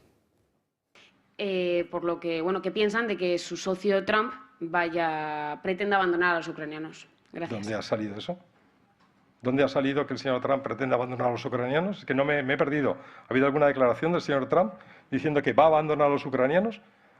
No, se lo digo completamente en serio, porque es que yo me repaso la prensa internacional una y otra vez y no encuentro por ningún lado esa declaración del señor Trump diciendo que voy a abandonar a los ucranianos. ¿Dónde lo ha dicho? Si no sabemos nada, con debido respeto, si no saben, ustedes tampoco saben nada. Yo no sé nada. ¿Dónde ha dicho el señor Trump que va a abandonar a los ucranianos? Y entonces contesta el periodista de turno, ha dicho que no va a entrar en la OTAN. Y dice, bueno, es que nadie quería que entrara en la OTAN. Claro. Y esta semana pasada, el propio Mark Rutte, que es el secretario general de la OTAN, ¿verdad?, decía que, bueno, que nadie había prometido a Ucrania que entraría en la OTAN. A ver si nos ponemos un poco de acuerdo todos, sobre todo la prensa adicta, ¿verdad?, con la realidad. Porque, en fin. ¿Cómo os vuelve esto, Marcela? Bueno, yo, a ver, creo que aquí en el análisis de este tema subyacen dos cosas muy importantes. La primera es que los últimos movimientos en la guerra de Ucrania tras la toma de posesión de Trump, que por cierto lleva un escaso mes o ni eso y ya ha hecho más cambios que cualquier gobierno antecesor, es que demuestran que la política de Estados Unidos bajo el mandato de Biden flojeaba y bastante, y era una política fallida. Eso por un lado, porque ya en 2 telefonazos ha hablado con Ucrania y ha sentado a Rusia, que eso de momento no lo ha conseguido nadie. Y la segunda lectura que tiene es que es lo que se les escapa a todos los medios de comunicación, es que Europa no tiene asiento en esta negociación. O sea, es que vamos a remolque de lo que pasa y de la historia, ¿no? O sea, aquí nos hemos dedicado a mandar ambulancias, España se ha dedicado a mandar tanques que no funcionaban y ha tenido que arreglar para volverle a dar a Ucrania. O sea, de nuevo, lo que subyace aquí, que bien se denunciaba por Vance el otro día en el discurso, es una ausencia de liderazgo de la Unión Europea. Y esa es la lectura que tenemos que hacer. Sí, pero después de eso, bueno, pero que venga, rebáteme un poco. Pero ¿por qué Europa debería tener, perdóname, el menor liderazgo en la cuestión de Ucrania? O sea, que es una guerra, se está vendiendo la idea de que es una guerra que implica a un país europeo, y no es verdad. O sea, sistemáticamente, ¿durante cuántos años? No, no es verdad, no es verdad, 10, 15, no es verdad, 20, pero todos los países europeos han puesto el pin de salvadores de Ucrania y luego, sí, a la hora de la verdad, todos han mirado para otro lado. ¿Cuándo los países europeos se ponen el pin de salvadores de Ucrania? Cuando llega Olaf Scholz, el marmolillo, con Biden, ¿verdad? Y Biden le dice delante de todo el mundo que se acabó el Nord Stream, cosa que Olaf Scholz no sabía, y que Alemania se queda sin gas. Y la humillación absoluta de Alemania, que acepta esta historia. Y a partir de ese momento, entonces, sí, todos con Zelensky. Y muy particularmente cuando llega Boris Johnson, o los enviados británicos, a Estambul y rompen los acuerdos de paz de la primavera del 22, que la guerra estaba acabada. Es que, claro, y ahora esto es un poco como Joder, perdón, juro que me callo ya. Es que el tema me excita mucho. Ahora estoy con el asunto de que, claro, es que los americanos dicen a Europa que se pongan las pilas en materia militar. Que si nos cortasteis los huevos vosotros en 1945, leche. Claro. A Francia le costó la misma vida meter una fuerza nuclear propia, que se salió de la OTAN para hacerlo. Y ahora decís que más energía. O sea, tenéis al jabalí convertido en cerdito durante 60 años. Y ahora quieres que se arranque. Pues no. Bueno, ahora ya está. Bueno, ya discrepo, José Javier, ya discrepo contigo, pero bueno, o sea, creo que esto también puede ser una llamada de atención para que los países europeos, pero no con Europa en conjunto, sino en particular cada nación también, comiencen a pensar más en el gasto y en el destino de gasto de seguridad. O sea, el gasto que hay en España es ridículo, por supuesto, respecto al PIB español. Entonces, yo creo que todo esto también nos tiene que hacer abrirnos los ojos. Y luego, bueno, pues al final, no sé, yo creo que es un mensaje sensato, sin perjuicio de lo que pase o no pase, pero que es una forma de dar una oportunidad a Europa para que se dé cuenta de que tenemos que invertir más en defensa y que sin defensa no hay garantías. Claro, y es verdad, y de eso vamos a hablar de inmediato, porque el siguiente tema del que hablaremos será esa reunión de París, que a ver a dónde llega. Y aquí es muy interesante la perspectiva, pero bueno, yo le he quitado la palabra a Jesús, a Óscar, a Enrique, y así que nos la... A mí también, No, a mí no. No, contigo la he intercambiado. No te preocupes, No, yo creo que primero que hasta ahora, efectivamente, usted tiene razón, la información, mire usted, ni es verdad que alguien haya dicho que se destruye la OTAN y por tanto usted se ve obligado, como he leído en alguna prensa, a construir un ejército europeo, a construir una defensa europea, porque los Estados Unidos nos abandonan, porque los Estados Unidos... Ni es verdad tampoco que los Estados Unidos se hayan plegado absolutamente. A mí me parece que esto, a mí lo que me recuerda, de nuevo, volvemos a la Guerra Fría, ¿no? En 1953, ¿cómo terminó Corea? ¿Cómo terminó la Guerra de Corea? Pues de repente, ¡pum!, se acabó. Sí, de hecho no ha terminado. Formalmente no ha terminado. Se terminó en paralelo. Claro, el paralelo. Enrique, ¿cómo probablemente con el paralelo 38, aquel de arriba para abajo, ¿te acuerdas? En definitiva, pues oye, mire usted, esto termina así. Y los Estados Unidos en aquella guerra pusieron el 90% del esfuerzo, cuando habían 28 países implicados en la guerra. Bueno. 28 países de la ONU, pero claro, aquello... ¿Cuántos pusieron los demás? Nada, absolutamente nada. Los Estados Unidos siempre. Hombre, yo creo que lo que ha dicho, o lo que hasta ahora los americanos han dicho, tiene su lógica. Ustedes contribuyen a los gastos de la OTAN como todo, como los Estados Unidos, y no hagan como en España, no se rasguen las vestiduras. Ya, Jesús, lo que pasa es que es muy difícil pedir eso cuando has montado un pollo como el del bombardeo de Serbia, cuando has montado un pollo como el de Irak, con las armas químicas que al final no, de versión masiva, perdón, que al final no existían. Es muy difícil pedir eso. Los Estados Unidos también tienen que hacer un cierto acto de contrición. Bueno, es decir, ellos, a ver, Estados Unidos también, yo creo que ha sido bastante humilde, además, empezando por Vance, que dice, oye, estos valores que nosotros estamos criticando, este wokismo, es decir, ha partido de Estados Unidos, pero tampoco se puede imputar a Trump o a Vance la historia de los últimos 40 años. Es decir, yo creo que es evidente. Los errores bélicos menos aún. La intervención de Fuster lo que deja... menos aún, efectivamente, porque ha sido unánimemente demócrata todo el tiempo. Claro. Es decir, que, vamos a ver, que estamos totalmente de acuerdo contigo. La guerra de Yugoslavia, la guerra de Irak, en fin, todo esto que ha pasado durante los últimos años y tal, eso no ha sido cosa de los señores del Partido Republicano, ni mucho menos de estos dos. Claro. Y el señor Trump, cuando estuvo en su primer mandato durante 4 años en la presidencia, no tuvo ni el menor conflicto, que ya era difícil en aquel momento. Es decir, sí, bueno, yo creo que aprendió de esos 4 años porque mírate cómo terminó, acuérdate cómo terminó, es decir, con los medios de comunicación diciendo el presidente de los Estados Unidos miente.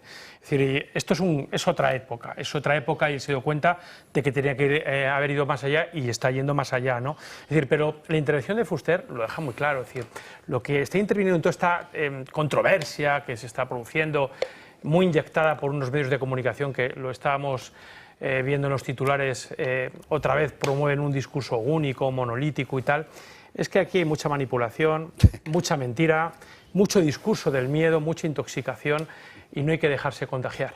No sé quién decía hoy que estamos asistiendo a la última campaña del Partido Demócrata y seguramente hay mucho que... Claro, es decir, aquí en España estamos muy acostumbrados a todo esto, a mentiras, a manipulación y a discurso del miedo cuando no el odio. Yo cuando veo a este señor llorar, ¿por qué lloras? Porque, o sea, tal vez llorase porque está muy... Señor Huygens llora porque su mundo se ha acabado. Claro. Huygens ha sido el alfil. Es verdad. Pero es que su mundo no es bueno. Pero es que su mundo no es bueno para la mayor parte de los europeos. Para mí, el mundo por el que él llora no es bueno porque para mí... Pero para él tampoco. Bueno, para él sí porque él está en la oligarquía. De verdad que yo creo que Huygens es un hombre sincero. Huygens es un señor que lleva toda la vida metido en la política exterior alemana con su singular concepción del mundo y ha sido el alfil de Angela Merkel durante un montón de años. No ha habido funcionario en el servicio exterior alemán que haya durado más que este caballero. Y ahora lo que veo es que todo el mundo que él tenía en la cabeza, que ha sido su vida, desaparece a sus ojos. Y debe estar... Pero no por culpa de Vance, sino porque van a perder las elecciones. No, a ver, en el tema de Europa yo entiendo que Europa no pinta y nada. Tiene 70 años. Puedo comprender que Zelensky, por supuesto, tiene que estar en esa negociación, más allá de las razones que puedan combatir eso, ¿no? Pero tiene que estar, porque eso, un país directamente implicado, ha sido invadido. Es decir, ¿cómo no va a estar en el proceso de negociación? Si está China, como invitaba Trump, pero lo que Trump está demostrando es que aquí va a haber un nuevo orden mundial geopolítico, ¿no? Cuando está diciendo a la China, oye, ven, que tú estás invitado, oye, Putin, que bien, has hecho cositas malas, has invadido un país, pero bueno, es perdonable y tal, lo que está diciendo, esto va a cambiar. Y cuando excluye a la Unión Europea, que me niego a identificar la Unión Europea con Europa, porque yo me siento muy europeo, pero muy poco de la Unión Europea, les está diciendo lo que se merecen. O sea, es una organización oligárquica que lleva décadas sojuzgando a los europeos, es decir, no tiene nada que ver, no te ríes, Enrique, porque es así. Yo me siento muy sojuzgado, es decir, yo como español no tengo derecho a opinar porque mi nación no tiene soberanía, la ha perdido completamente y lo que me tiene que decir es los taponcitos estos que no se quitan, como comentaba el otro día Antonio Moloni. No estoy de acuerdo en eso. Sí, me parece muy bien, pero bueno, es lo que yo opino. No tiene soberanía, el señor Sánchez hace lo que le dé la gana. Bastante más que Trump. Bueno, porque le deja a la Unión Europea... Bueno, una cosa no quita la otra, La Unión Europea le deja hacer a Sánchez y a sanchismo lo que no deja hacer a Orbán, lo que no deja hacer a Polonia. Vamos a pasarnos al tema europeo estrictamente enseguida, después de la publi, enseguida vamos a ver la cuestión europea a propósito de la Cumbre de París, donde Sánchez, por cierto, no había sido invitado y al final ha acabado... Yo no he dicho nada. Ya lo sé, es que te voy a dar paso. Pero es que tú les has hablado por 2 veces. Subrayo de momento, una cosa importante. Vamos a ver. O sea, Trump imbécil no es. O sea, él suelta cosas, ¡bumba! Y básicamente su virtud como negociador... Y esto fue una promesa electoral, que no lo olvidemos tampoco. Sí, consiste en hacer creer al otro que vas a jugar al béisbol mientras tú estás jugando en realidad al ajedrez. ¿Vale? O sea que hay que esperar, ¿eh? Pero bueno, don Enrique Calvet, cerramos tema, 2 minutos y a la publicidad. Nada, sobre lo de Ucrania, ¿no? Que era el principio del término, aunque tendré una frase final que no es de Ucrania. El pescado está bastante vendido. Yo entiendo que el amigo Fuster está donde está y tiene que hacer algo así demostrativo, y tiene toda la razón de decir, pero usted qué sabe, no sabemos nada, pero si yo no supiera absolutamente nada, casi nada, no estaría aquí tampoco. Entonces, vamos a lo serio, como decía MacArthur, eso está bastante vendido. El hecho que sí sabemos es que va a haber una reunión, creo que mañana, ¿no?, de alto nivel, solo en una dictadura, por cierto, que es Arabia Saudí, solo entre la gente de alto nivel de Putin y la gente de alto nivel de Trump preparando. O sea, que son los de verdad los que van a cortar el pastel. Por supuesto que en un momento dado se le invitará a Zelensky, probablemente a China y tal, y a lo mejor a la UE y tal, pero... cuando esté eso ya para figurar un poquito. Bien, es una decisión de política, como se ha citado a Corea, como eso ha sucedido. Los Sudetes, no, aquí sí que no me parece una buena... al contrario, me parece mejor lo de Corea. Más de peligro tan fuerte como el de los Sudetes fue el abandono de Afganistán por parte de Biden. Eso para Occidente... Porque bien visto, sí señor. Eso por parte de... Muy bien, totalmente. Eso para Occidente fue terrible. Entonces Ucrania, bueno, pues sí, está ventilada. Es decir, es que a nadie le interesa ya... y en ese nadie pondría a las madres ucranianas. Nadie le interesa ya que esto siga, porque es evidente que Ucrania no va a ganar la guerra. Y que entonces... esto es una cosa que a mí bueno, lo veremos, a ver, que hay que hacer la pausa de la publicidad. Es que el tema es apasionante, oiga, estamos viviendo el fin. Es una cosa que francamente me llama la atención. Vamos a ver, Cayetana Álvarez de Toledo se va el otro día a la Legión. Pues no se fue a mi gente de Ronda, se fue a otro lado, me parece que en Ceuta, ¿verdad? Y se fotografía allí, dice, los europeos dispuestos a morir por la libertad y tal. Sí, ya. Tranquila. Que la Legión para eso no está. Y la libertad, la de Thierry Breton, no me toque la nariz, es Cayetana. Hombre, por favor, las guerras hay que acabarlas. Una guerra que no puedes ganar, lo más sensato es acabarla. Y prolongar una guerra que no puedes ganar es sencillamente de ser un loco, un demente. Esto tiene que terminar como Paralelo 38. Léase a Sun Tzu, por ejemplo. Mismamente. Una última frase para... Paralelo 38 y se acabó. Exacto, hacer ahí un no man's land, que ahí es donde pueden venir las tropas europeas a proteger el no man's land, como estamos en Líbano y tal. Y previa exigencia radical a Ucrania de que no salga un puñetero fusil más de ese país. No, claro. Ahora, no, antes también, porque era el centro del tráfico de armas mundial. Pero ahora. Y ahora a la vuelta contaré lo que me contaron 3 amigos de la Legión Extranjera Francesa que estuvieron allí asesorando. ¿Quiere Enrique decir su frase final? Una frase final de tema nada más.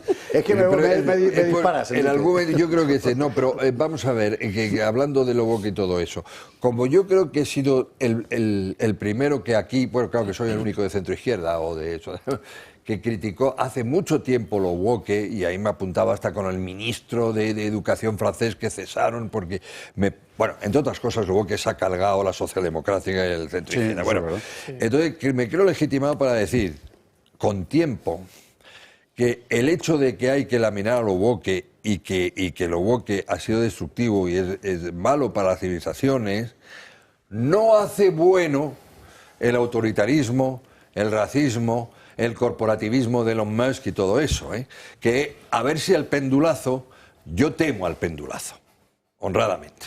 Voilà. Enrique, a ver si estás de acuerdo conmigo con una frase que te voy a decir. En vez de woke hablemos de cancelación. ¿De cancelación? Y lo que no puedes hacer es cancelar a los cancelados. De alguna manera. Me acabas de hacer un cortocircuito aquí en la sinapsis. Bueno, a la publi, venga, vámonos a la... Contra los cortocircuitos para sinapsis, ¿sabe usted qué es lo mejor? Un pulpo feira. En Montes de Galicia, por ejemplo. Mira, así como quien no quiere la cosa. Montes de Galicia tiene usted que ir. O sea, de verdad, para una ocasión, incluso para muchas ocasiones, porque lo que han hecho esta familia, porque son padre e hijo, es coger el concepto clásico del restaurante gallego, de la cocina gallega, de la gastronomía gallega, como le gusta a Marcela Rigia, lo coges. Bien dicho. Le das 2 vueltas, le pones muchísimo arte, todo sabe como tiene que saber, tiene la pinta que ha de tener, y unas elaboraciones de platos, o sea, los buñuelos de bacalao son una cosa alucinante. Tiene que entre y patrulla la carta, solo le digo eso, el servicio es magnífico, o sea, la verdad es que esa gente, los que atienden las mesas, da gusto, y la cocina, en fin, insuperable. Y encima puedes aparcar porque es zona anti-Almeida, o sea, tú llegas y puedes ir en coche, está dentro de la Almendra de Madrid, pero no está en una zona de esas en la que solo puedes pasar con un sello en la frente que diga yo soy rico y tengo un eléctrico. No, se puede ir y aparcar con toda tranquilidad. O sea que está francamente bien. En la calle Azcona, Montes de Galicia, no deje de ir. Publi, a la vuelta nos vamos a París con Macron y con Pedro, que al final le han dejado ir, que al principio ni le habían llamado, es una cosa de vergüenza. Bueno, enseguida.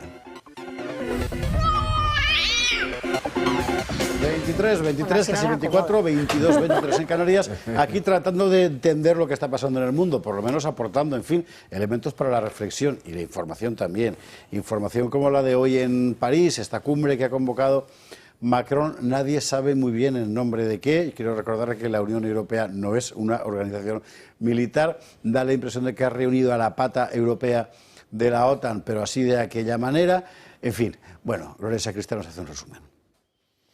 Rusia y Estados Unidos se reunirán este martes en Arabia Saudí. Sobre la mesa, las futuras negociaciones de paz en Ucrania y la organización de un encuentro futuro entre Putin y Trump. Será el ministro de Exteriores ruso, Sergei Lavrov, y Yuri Ushakov quienes se encuentren con sus homólogos estadounidenses, Marco Rubio y Michael Waltz. Ucrania no estará presente en esta reunión y Zelensky ha lanzado una advertencia. El presidente ucraniano no aceptará ningún acuerdo entre Rusia y Estados Unidos si Kiev no se sienta en la mesa de negociación. Sin embargo, un enviado estadounidense a la sede de la OTAN ha asegurado que nadie impondrá un acuerdo de paz a Zelensky y que será el pueblo ucraniano el que tome la decisión.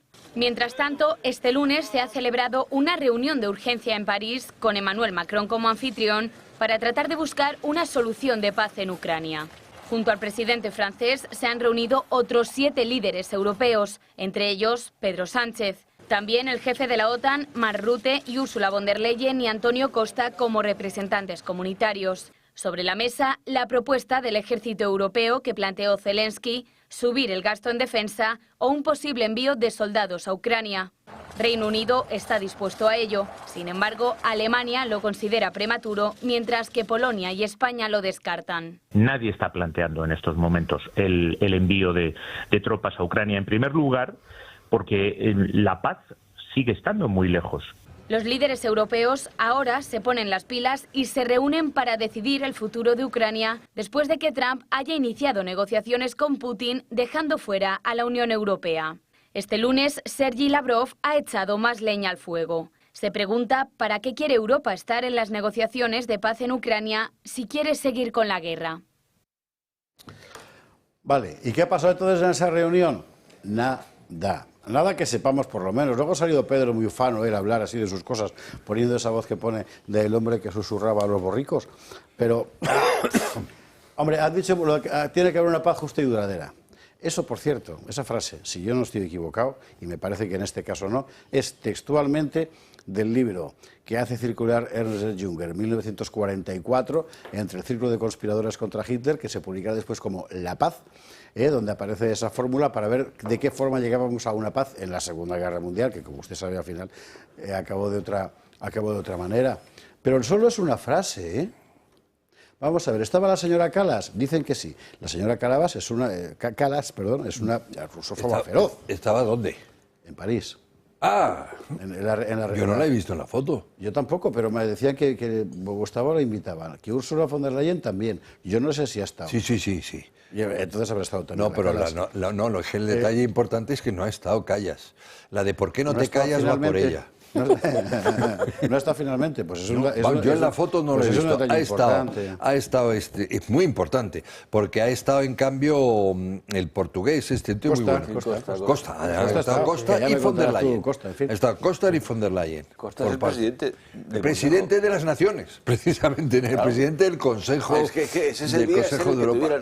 Vamos aquí la cuestión, cuando firmamos lo de la Unión Europea, una alianza militar no había. Hubo en su momento, en los años 50, un intento de, esto que hay que saberlo, de fuerza militar europea propia.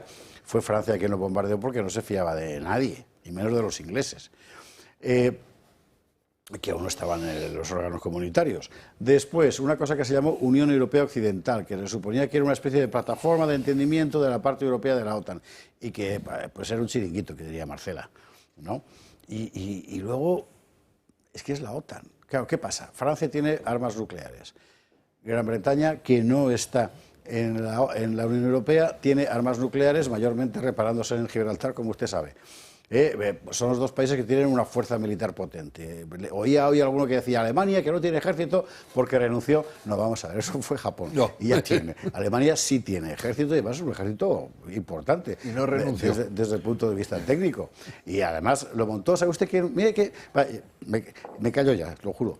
¿Sabe usted quién empezó a montar ese ejército? En el ámbito de la OTAN y con su acuerdo, el mismo jefe de Estado Mayor de Junger en París, que le protegió mientras estaba escribiendo ese libro La Paz. Hans Speidel se llamaba, que era un oficial de Estado Mayor que tenía la virtud, entre otras, de procurar que sus oficiales tuvieran todos los días flores frescas encima de la mesa al empezar a trabajar. Rusia, en fin. Bueno, bien, cerrado el círculo. Al final, ¿esta reunión para qué? Para que salga Pedro luego a decir cosas. O sea, no. Quizá la pregunta, podemos ir directamente a la conclusión. ¿Hace falta un ejército europeo o no?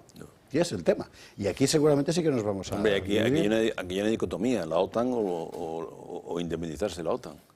Si ahora resulta que todo el follón que se ha montado es por la expansión de la OTAN, etcétera, etcétera, y resulta que Europa va a hacer un ejército propio, me parece absolutamente absurdo. Lo que hay que hacer probablemente es reconvenir las condiciones de la OTAN, que son eso, los Estados Unidos piden más dinero, pues bueno, vamos a ver, ¿de acuerdo? ¿A cambio de qué? Lo que sea, en definitiva, pero reconvenir el pacto de la OTAN. Digo reconvenir, renegociar lo que sea, ¿no? Un tratado, al fin y al cabo, es un convenio, ¿no? Bueno, pues yo creo que Europa ahora se meta en construir un ejército es tanto como poner la primera piedra para enfrentarse a Rusia tarde o temprano. En mi opinión, es absurdo y peligroso. Yo, sinceramente, no sabes cómo me alegro de verdad, de que un atlantista convencido como Jesús Trillo piense eso, porque es que a mí me parece una locura. Quiero decir, Rusia nunca va a dejar de estar ahí. Claro. Ni Estados Unidos. Ni Estados Unidos. ¿Y Estados Unidos qué? Estados Unidos nunca va a dejar de estar preocupado por Rusia. Por supuesto, claro. Y nosotros en medio. Entonces hay una cosa que se llama política, que se supone que está para eso. Lo que no vas a hacer es dividir Rusia en trocitos como quiere la Calas. O sea, la Calas no la María Calas, la Callas, ¿no? Es Callas, con ella. Callas. En fin, para saber cómo se dice en Estonia. Marcela. A mí me gusta. No, bueno, muy brevemente, yo recogiéndote un poco el guante del tema de los chiringuitos, es que yo creo que en la actual Europa todo es un chiringuito, ¿no? Porque aquí no están para salvaguardar, y ahora entro en la segunda parte del debate, los intereses de los países europeos, sino los intereses de esta oligarquía que antes mencionaba Óscar, y esa es la realidad a la que nos enfrentamos. Entonces, ¿un ejército europeo? Pues si tenemos los mismos intereses y hay unos intereses comunes, estaría muy bien, pero es que la realidad de Europa no es esa. Tenemos completamente intereses arbitrarios y luego una cesión de competencias, en mi opinión, desorbitada a un ente extraño ahí que no vela por los intereses de cada una de las naciones. Entonces, no prosperaría ni sería eficiente ese ejército europeo a la fecha con el planteamiento que tenemos actualmente en Europa, ¿no? Yo lo que creo es que un ejército funciona si tiene un enemigo claro, si no, no. Claro, bueno, el problema es exacto, esa es otra de las cuestiones que no tenemos. Bueno, el enemigo, claro, para Europa de raíz y fundamental está. Lo que pasa es que aquí cada uno estamos pensando, bueno, todo lo que quiebra las raíces europeas originarias. Y eso es la inmigración ilegal masiva, de acuerdo completamente, claro. Eso es la burocracia excesiva para que puedan crecer los países, eso es el asfixia de impuestos. O sea, hay muchas cosas que quiebran los intereses originarios de la Unión Europea. Sí, yo estoy completamente de acuerdo. Es decir, es que una cosa es Europa y otra es la Unión Europea. Es que esto hay que insistir. Yo no me sentiría representado por estos señores. Tú ves a Macron, ves a Pedro Sánchez, escuchas a Álvarez, o sea, a Costa... O sea, es otra cosa. Es decir, la Unión Europea representa la oligarquía de una élite que vive de los privilegios, representa los intereses pro-inmigracionistas de Soros, representa el acoso y derribo contra el estilo de vida tradicional, que está muy bien también representado por los agricultores y ganaderos, atenta todo contra aquello que hizo nacer a la Unión Europea como tal. Es decir, Europa, seguramente que hay gente que lo sabe, pero habrá mucha otra gente que no lo sabrá. Es decir, la bandera de la Unión Europea representa, el ciclo de las estrellas son las 12 puntas de la corona de la Virgen María, que además es la Virgen Inmaculada. Entonces, me asombra el hecho de que se pueda decir que esa Europa, que era de raíces cristianas, de hondas raíces cristianas, tenga mucho que ver con esta Europa, es decir, que no deja rezar a la gente, como bien decía Vance, a 50 metros, porque lo considera un acosador. Es decir, esto es lo que tenemos, una Europa represora, una Europa, es decir, que amordaza la libertad de expresión cuando esta la defienden aquellos que disienten de los principios mayoritarios, principios es decir mucho, porque pregúntales qué son esos valores. Entonces, cuando este señor lo vemos llorar, bueno, dice Esparza que llora seguramente porque lo siente. Es decir, yo creo que son lágrimas de cocodrilo. Si llora porque lo siente, es porque siente perder todos los privilegios que les ha permitido vivir como vive y como ha vivido en los últimos 50 años. Yo creo que... Llora porque pierde su sillón. Yo creo que no. Pues tiene 70 años y lleva en un sillón toda la vida y va a seguir. Y el ejército europeo tienes que tener... Llora porque su mundo se ha muerto. Y el ejército europeo, efectivamente, tienes que tener un enemigo, tienes que ser ese enemigo, pero también tienes que saber que defiendes. Y yo no tengo muy claro que esta gente sea capaz de ponerse de acuerdo para ver qué defiende. Vamos a ver, yo creo que la guerra moderna se basa en la disuasión masiva por las armas nucleares, ¿no?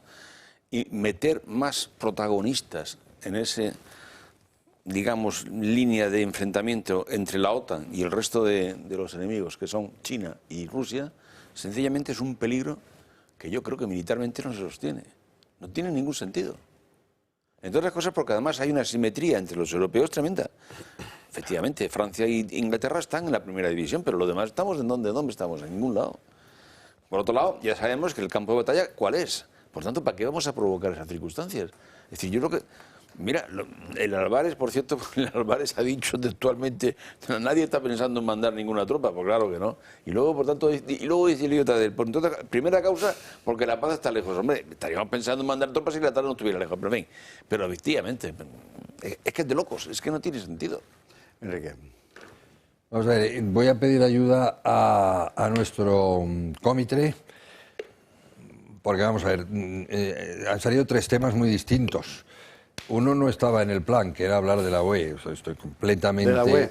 De la Pero UE. si no te hace falta preparártelo, de la UE, sí. Completamente en desacuerdo con el discurso de don Óscar, vamos. ¿Cómo hubiera sido mi vida si la UE no hubiera existido? Vamos, es infinitamente peor en términos de libertad y de todo. No, vamos, la UE es mucho más que eso, pase o no pase por un mal momento. Pero aquí se estaba hablando de la conferencia de París, que ese es un tema, o bien del ejército europeo, que es otro tema. Bueno, como no tengo tiempo a hablar de todo, porque me dice, de lo que se ha hablado todo el tiempo en la cumbre de París, precisamente, digamos que lo que subyacía, ¿cómo dirían lo que se subodora? Que dirían en francés, lo que se subodora, sí. Era el ejército europeo. Claro. Es que la conferencia de París es un disparate, se analice como se analice. ¿Por qué la tiene que convocar Trump y no, Macron y no cualquier otro? ¿Quién va y quién no va? La UE no está representada por su ministro, su ministra de Asuntos Exteriores. Y al final el sol se va antes diciendo pestes y no sé qué. Yo creo que es un acto de política interna, pero también es un clavo más en el ataúd de la UE. Y yo tampoco hablo de Europa, hablo de la UE, pero lo que pasa es que yo tengo mucho interés en que la UE no desaparezca, por mis descendientes. Esto en cuanto a es que la conferencia no se tiene de pie, vamos, ni ha sacado nada, ni... Ha sido una puesta en escena, ¿no? Una puesta en escena, sí, una puesta en escena, pero que debilita muchísimo a la UE. Por los resultados. Porque eso, si lo hace Van der Leyen, primero por los resultados, pero después si lo hace Van der Leyen, o si lo hace Lacalle, bueno... Oiga, que vengan aquí a hablar, pero oiga... Hay una cosa que se ha contado y que a lo mejor explica un poco lo de la puesta en escena, y es que antes de la reunión Macron ha hablado con Trump 20 minutos. Sí. Y Sí, porque por lo visto es de los pocos líderes europeos que hablan con Trump fluido. Dice, él vende eso y la bomba atómica. Ahora, hablando del ejército europeo, ahí, vamos a ver, porque eso es un tema que he trabajado mucho desde el Comité Económico y Social y después en el Parlamento. Vamos a ver, hay que saber de lo que se habla. Porque yo creo que Trump va a estar de acuerdo en una cosa si lo hacemos bien. Trump lo que está diciendo básicamente es, me sigue preocupando Rusia, por supuesto, pero ahora como americano me preocupa mucho más China. Y sobre todo me preocupa el dinero que tengo y la deuda que tengo. Luego, de Rusia os tenéis que ocupar vosotros. Y esa amenaza sigue y sigue absolutamente pues, en los países del este y llegará donde quiera llegar, por ejemplo, a países con bases americanas, pero estoy hablando de siglos. Bien, eso es razonable. Entonces, para hacer eso, no es nada descabellado hacer una especie, que no se puede plantear de otra manera, una especie de brazo europeo de la OTAN. Nada de enfrentarse al brazo europeo de la OTAN. ¿Y qué es un ejército común? Un ejército común es un alto Estado Mayor conjunto. Eso sí, no se trata de hacer West Point y tal, porque eso un alto Estado Mayor conjunto, es decir, una unidad de acción, unidad de criterio. El Estado Mayor evidentemente estarán representados los países y después pues hacer cosas tan sencillas como una política de compra de armamentos conjunto, una política de defensa donde se comparta y en fin, los instrumentos más básicos para hacer funcionar un avión no sean distintos si está fabricado en Italia. Este tipo de en la guerra actual los protocolos de comunicación Tú estás hablando de la transferencia de la defensa a Europa. No necesariamente es la transferencia de la defensa a Europa, porque es que no hace falta que transfieras tu soberanía, pero sí que se puede crear perfectamente un Estado Mayor que pueda organizar una fuerza armada funcional. Con Europa no hacía falta transferir nada, ni era su origen, pero la realidad es que lo hemos transferido todo. Eso ya tenemos el mando de la OTAN occidental, tampoco es... Ya, pero bueno, pues si quieres desarrollar eso... Jesús, en el contexto de la OTAN, un suboficial español que maneja un dron, lo levanta, lo estalla, pero a él no le dan la información. Va un norteamericano. Y eso es lo que no puede ser. Sí, eso es lo que y yo creo que hay que hacerlo. Y después, para eso habrá que invertir dinero y hacer pedagogía, como dicen, de cara a la población, de los sacrificios, sí. Pero sabiendo que Europa ahora mismo, los países de la UE ahora mismo invierten ya mucho dinero. Se trata de hacerlo bien, se trata de hacerlo conjuntamente, se trata de hacerlo con una visión global. Eso yo, por supuesto, lo defiendo y no me parece mal y va siendo tiempo. O sea, se tenía que haber hecho mucho antes, nos ha pillado con el pie cambiado. Se puede negociar probablemente con Trump un paso a, ¿verdad?, empezando evidentemente por llegar a ese 2%, 4%, 3,5% del PIB. Eso yo desde luego lo defiendo, porque si lo que se trata es seguir ahora mismo, si es que muchísimo, hasta Hungría se gasta un montón en defensa que después no sirve para nada. Pero ¿de verdad que Europa de desarrollo sostenible tú ves que puede llegar a ese punto? No, ahí termino. Es que es una entelequia, Eso es lo que tiene que cambiar. Pero solo una 30 segundos, Enrique, y nos vamos. Sí, recogiendo lo que dice... todo lo que es entonces. Lo que dice Cristina, lo de claro, que ahora mismo hay intereses encontrados, parcelas, claro. Es que yo no sé por qué Hungría ahora mismo está en la UE, parcela, no sé por qué está en la UE solo para recibir dinero, pero ahí yo solo creo que la UE puede seguir y coger fuerza si hace una Europa a varias velocidades. La primera, la de defensa. Señores, este es un debate que hay que volver a tener, porque mire usted por es dónde, el futuro ahora de mismo, nuestros hijos y nietos. Ahora mismo es el debate, pero hay que hacer la publicidad porque está Ábalos llamando a la puerta. Y de lo mío no vais a hablar, está contando, y él está molesto porque tiene su punto de honor. Así que enseguida pausa para la publicidad y a la vuelta, el sorprendente chalet de Ábalos en un pueblo del Perú, sin bote creo que se llama, ¿no? Una cosa así, o sin voto. Sin voto, sin voto ni voto. A la venga, publi, y a la vuelta lo vemos.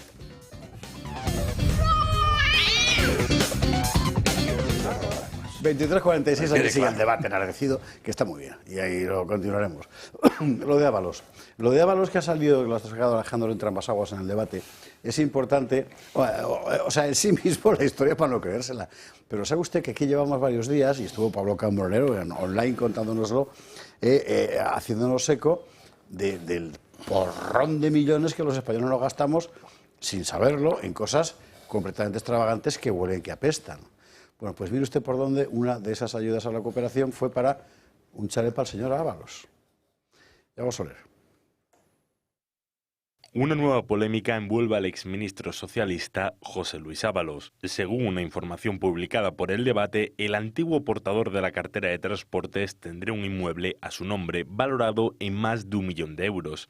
Se encuentra en Chimbote, cerca de una playa bastante popular de Perú. Ábalos inició los trámites hace 26 años cuando trabajaba como asesor del PSOE en el Ayuntamiento de Valencia. El exministro explica que no es una vivienda, es un centro social para desplazados de los combates de la guerrilla comunista de Sendero Luminoso y personas sin recursos. En los 90, Ábalos era presidente de una fundación y el alcalde del pueblo peruano decidió supuestamente cederlo, ya que la asociación no tenía persona jurídica en el país andino. Es destinado para la propiedad de la fundación, con lo cual siempre está obligado la adquisición para la fundación, nunca para uso propio. Según El Debate, el exministro dijo que iba a donarlo cuando finalizaran las obras. De momento, no lo ha hecho. El chalet fue construido con más de 140.000 euros provenientes de los fondos de la Agencia Española de Cooperación Internacional para el Desarrollo. No es la primera vez que el organismo se ve envuelto en polémicas. Este ente ha otorgado en los últimos 4 años casi 1.700 millones a numerosos países. Sobre todo tiene gran presencia en Latinoamérica y África. Entre sus gastos, 350.000 euros para la asociación llamada Unión de Acción Feminista Sección Tánger, o 100.000 euros a la Asociación Democrática de las Mujeres en Marruecos. Así que supuestamente ese inmueble era para fines sociales. ¿Y sabe usted por dónde ha saltado la historia? Pues porque una señora ha denunciado que había ocupas. Porque no había nadie. Esto es y entonces esta señora ha tenido que ir a explicar y así ha salido que esto era de Ábalos. Y Ábalos, siendo ministro, porque era ministro de entonces, fue a atestiguar en la embajada su propiedad. Y no firmó como ministro, sino como profesor. Es profesor de gimnasia, si no me equivoco. Sí, a pesar del aspecto. O sea, esto huele... Huele, ¿qué además, usted qué chungo, ¿no? Qué asco. Claro, ¿qué pasa? Qué pues patético. Que una cosa que nos preguntamos cuando uno ve los destinos de las ayudas de cooperación es, esto, ¿quién verifica lo que pasa después? Claro. Pues aquí lo que tenemos es un señor que es un político, relacionado, por cierto, con otra gente en esa fundación, que crea una fundación, que esa fundación recibe un dinero español, que levanta un edificio, además son 900 metros en 2 plantas, o sea, ya digo que es un falansterio. Bueno, y se lo queda a su nombre, y no lo cambian. Y la fundación esa está en vías de extinción, dice Ábalos, y lleva en vías de extinción 7 años. Y ahí está, que ni se extingue ni se deja de extinguir. Pero está a su nombre, o al nombre de la fundación. El edificio a su nombre, porque él dijo que es que era muy complicado cambiar la titularidad. ¿Cómo? Pero la fundación, entonces, ¿qué tiene que ver en esto? La fundación es la pantalla para recibir el dinero y construir ese inmueble. Para recibir dinero de cooperación. Sí. Pero, sin embargo, el edificio está a nombre de Ábalos. Sí. Sí, pero la que ha dicho, la que denuncia la ocupación es mandataria de Ábalos. Exactamente. Era su representante. O sea, que dice, lo quiero, no vaya a ser que en España me pillen y necesito una casa para irme ahí a refugiarme. O sea que...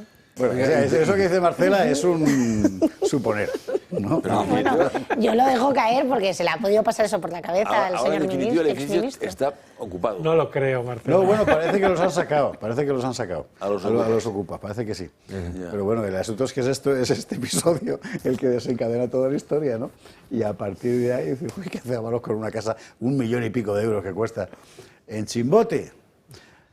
Bueno, yo creo que esto es la punta del iceberg de la corrupción del gobierno y no sé si nos enteraremos de cuánto es el bloque de hielo entero, ¿no? Si solo vamos a ver estas cosas. Es interesante porque esto no. pasa mucho. Creo que esto empieza en el 98, si no me equivoco, hace mucho tiempo. O sea, Ábalos era un político provincial en la época, ¿no? Claro, sabemos que los informes que la UCO ha empezado a pasar al juez, a 2 jueces concretamente, sobre Santos Cerdán, tampoco son de ahora, ¿eh? Son de antes. Y de una operativa semejante, de compras de inmuebles, digamos, injustificables, ¿no? O sea, aquí lo que tenemos son profesionales. Pero estamos hablando de que recibían dinero ya del Estado de manera ilegal en el año 90 y tanto, ¿has dicho? Pero no es ilegal. La idea es que aquí se entrega el dinero a través de la asociación, de la agencia de cooperación. La agencia está para la cooperación y desarrollo internacional y todas esas palabras que les encanta poner, y entonces compran los terrenos y construyen la casa, ¿no? Con ese dinero. Pero es que no había ocupas, o sea, era una fundación que estaba explotando la vivienda y esta mandataria verbal de repente un día llega y dice: oiga, que aquí hay gente y esto no es de una fundación, esto es del señor Ábalos. Eso es lo que ha pasado. Pero, ¿no ha denunciado una ocupación irregular? Yo creo que lo estaba explotando una otra fundación distinta, pero que tenía unas causas supuestamente loables. Que la ocupación era de otra fundación. Sí. Pero en definitiva, por lo que he leído, 90 llevan traficando estos, tanto como Santos. Claro, entonces tú ahora empiezas a ver, a ver la lista. Eso era la época de Bono, ¿no? ¿O qué? Era Bono, efectivamente, Bono estaba efectivamente ahí por medio.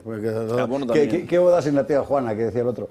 Tú empiezas a ver la lista de las ayudas de cooperación y dices: ¿cuánto de este dinero realmente llegará a su destino? Es que si hiciéramos lo que ha hecho... será una forma de... la administración Trump, a través de Elon Musk, levantando todo esto, aquí alucinaríamos la cantidad de recursos 1.000 millones al día están ahorrando Estados Unidos, Elon Musk, ¿eh?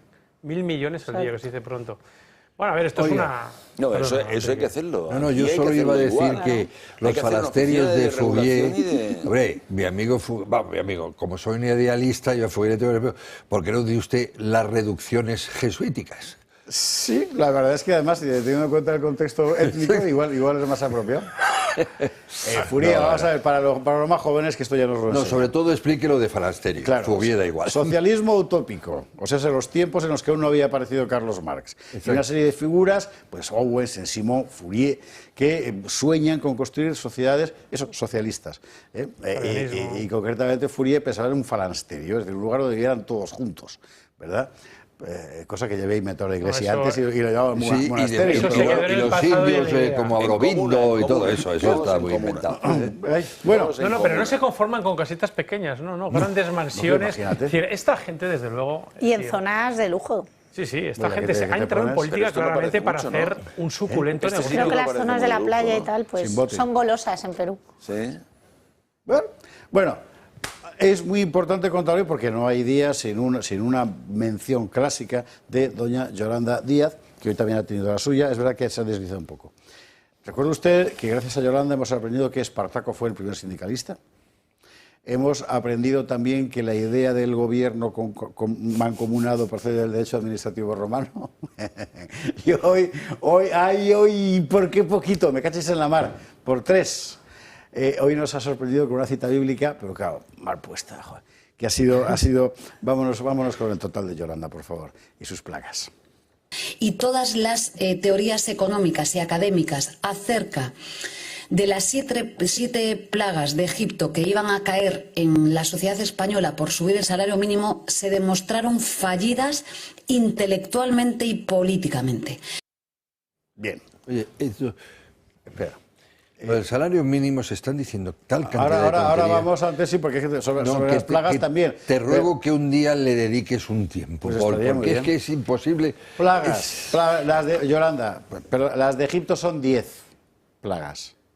Es que son esas que aparecen ahí, lo ponemos en pantalla. Puede usted sacarle, señora ministra, una foto al móvil, o sea, una foto con el móvil a la pantalla y así ya las tiene metidas en el... José Javier, confunde las fotos, 7 plagas con los 7 años del sueño de José. Yo creo que lo confunde con las 7 plagas del Apocalipsis, donde hay efectivamente 7 plagas. El número 7 son los 7 años de sequía. Los 7 enanitos. Bueno, 7 ángeles que traen 7 plagas. Ya, No está en el Apocalipsis, que es otro libro distinto. Pero los asesores, ¿en qué están los asesores? Porque de este debería ser el trabajo de los asesores. Pues en la Biblia, Son de la LOCSE, ¿sabes? Yo creo que lo confunde con la cantidad de años que llevan en el gobierno, ¿no? Unas 7 plagas. Yo creo que una plaga por año. Ella confunde con los 7 años de abundancia tal del Génesis, y eso está en el Génesis, lo otro está en el Éxodo, no tiene nada que ver, por tanto, pero... Bueno, pero no le pega hablar a esta señora de la Biblia. Yo entiendo que sea amiga del Papa, Amiga del pero Papa, es que no le pega nada. Cuando descubra lo de las vacas gordas y las vacas flacas, y cuando, empezaremos con la cosa de la gordofobia. Y cuando toca el término intelectual ya te da pavor, o sea, te da pavor que esta señora de verdad... Salario mínimo interprofesional, todo esto venía a cuento del SMI, que estaba, decía Enrique, que estaban diciendo,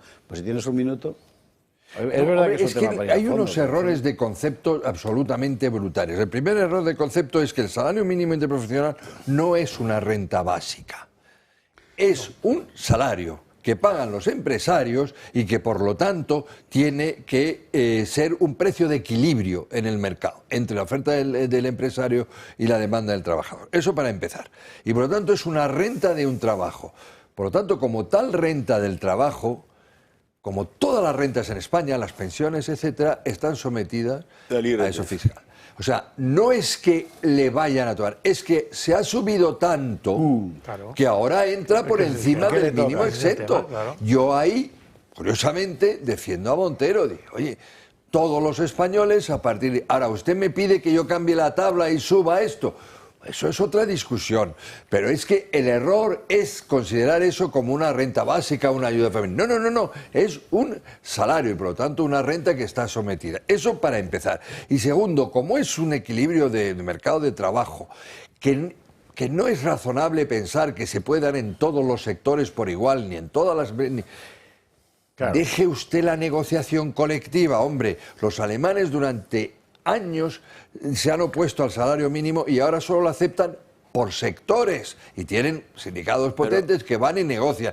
No puede ser en la banca el mismo salario mínimo que en la construcción, ni en Cuenca igual que en Madrid. Eso que ha dicho, en teoría tienes toda la razón, pero lo que es un sinsentido es que al final ese salario mínimo interprofesional, después de la subida, por culpa de Hacienda, reciban menos dinero que antes. Claro, ¿sabes por qué? Porque a partir del momento que subes, el porcentaje no se te aplica solo a la subida. La explicación técnica es correcta, pero tiene razón Jesús, al final el que perjudica es a la persona que lo recibe. Ellos están haciendo una propaganda con cariz claramente electoralista. Están comprando votos. Es decir, al final... Sí, pues eso por supuesto. Están comprando votos. Entonces, al final, claro, es decir, hay una mentira.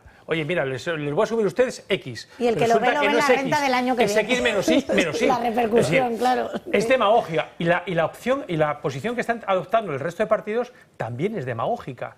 Esto es así. Eso es la misma situación que se daba en muchas pymes en un momento dado, no sé si eso... que rehusaban pasar de pyme cuando ya les pedía un poco la dinámica y tal, para no caer en un momento impositiva superior. Pero es que además ella dice, bueno, es que este salario es insuficiente para lo más mínimo, ¿no? Por ejemplo, dice la señora, por ejemplo, es que no da para el alquiler de la vivienda. Bueno, no da para el alquiler de la vivienda por la política catastrófica que están implementando ustedes. Evidentemente, claro, decir, porque es el colapso total. Exactamente. Dice que vamos a comer más pescado ahora, Yolanda, con esto. Ay, Yolanda, es que si usted da una ayuda básica, no está fastidiando el mercado de trabajo. Ahora, si usted condiciona el salario independientemente de que lo pague un empresario y de que se compense un trabajo, señores, está fastidiando el mercado de trabajo. Se acabó que dieron a Flores. Yolanda Díaz, a propósito del pescado, mira toda la historia de Jonás, que es divertidísima. Bueno, ahora venga, nos vamos ya, sí. don Enrique Calvez, Óscar Rivas, Jesús Tuyo, Marta de la Energía. Y a ustedes que descansen, mañana más.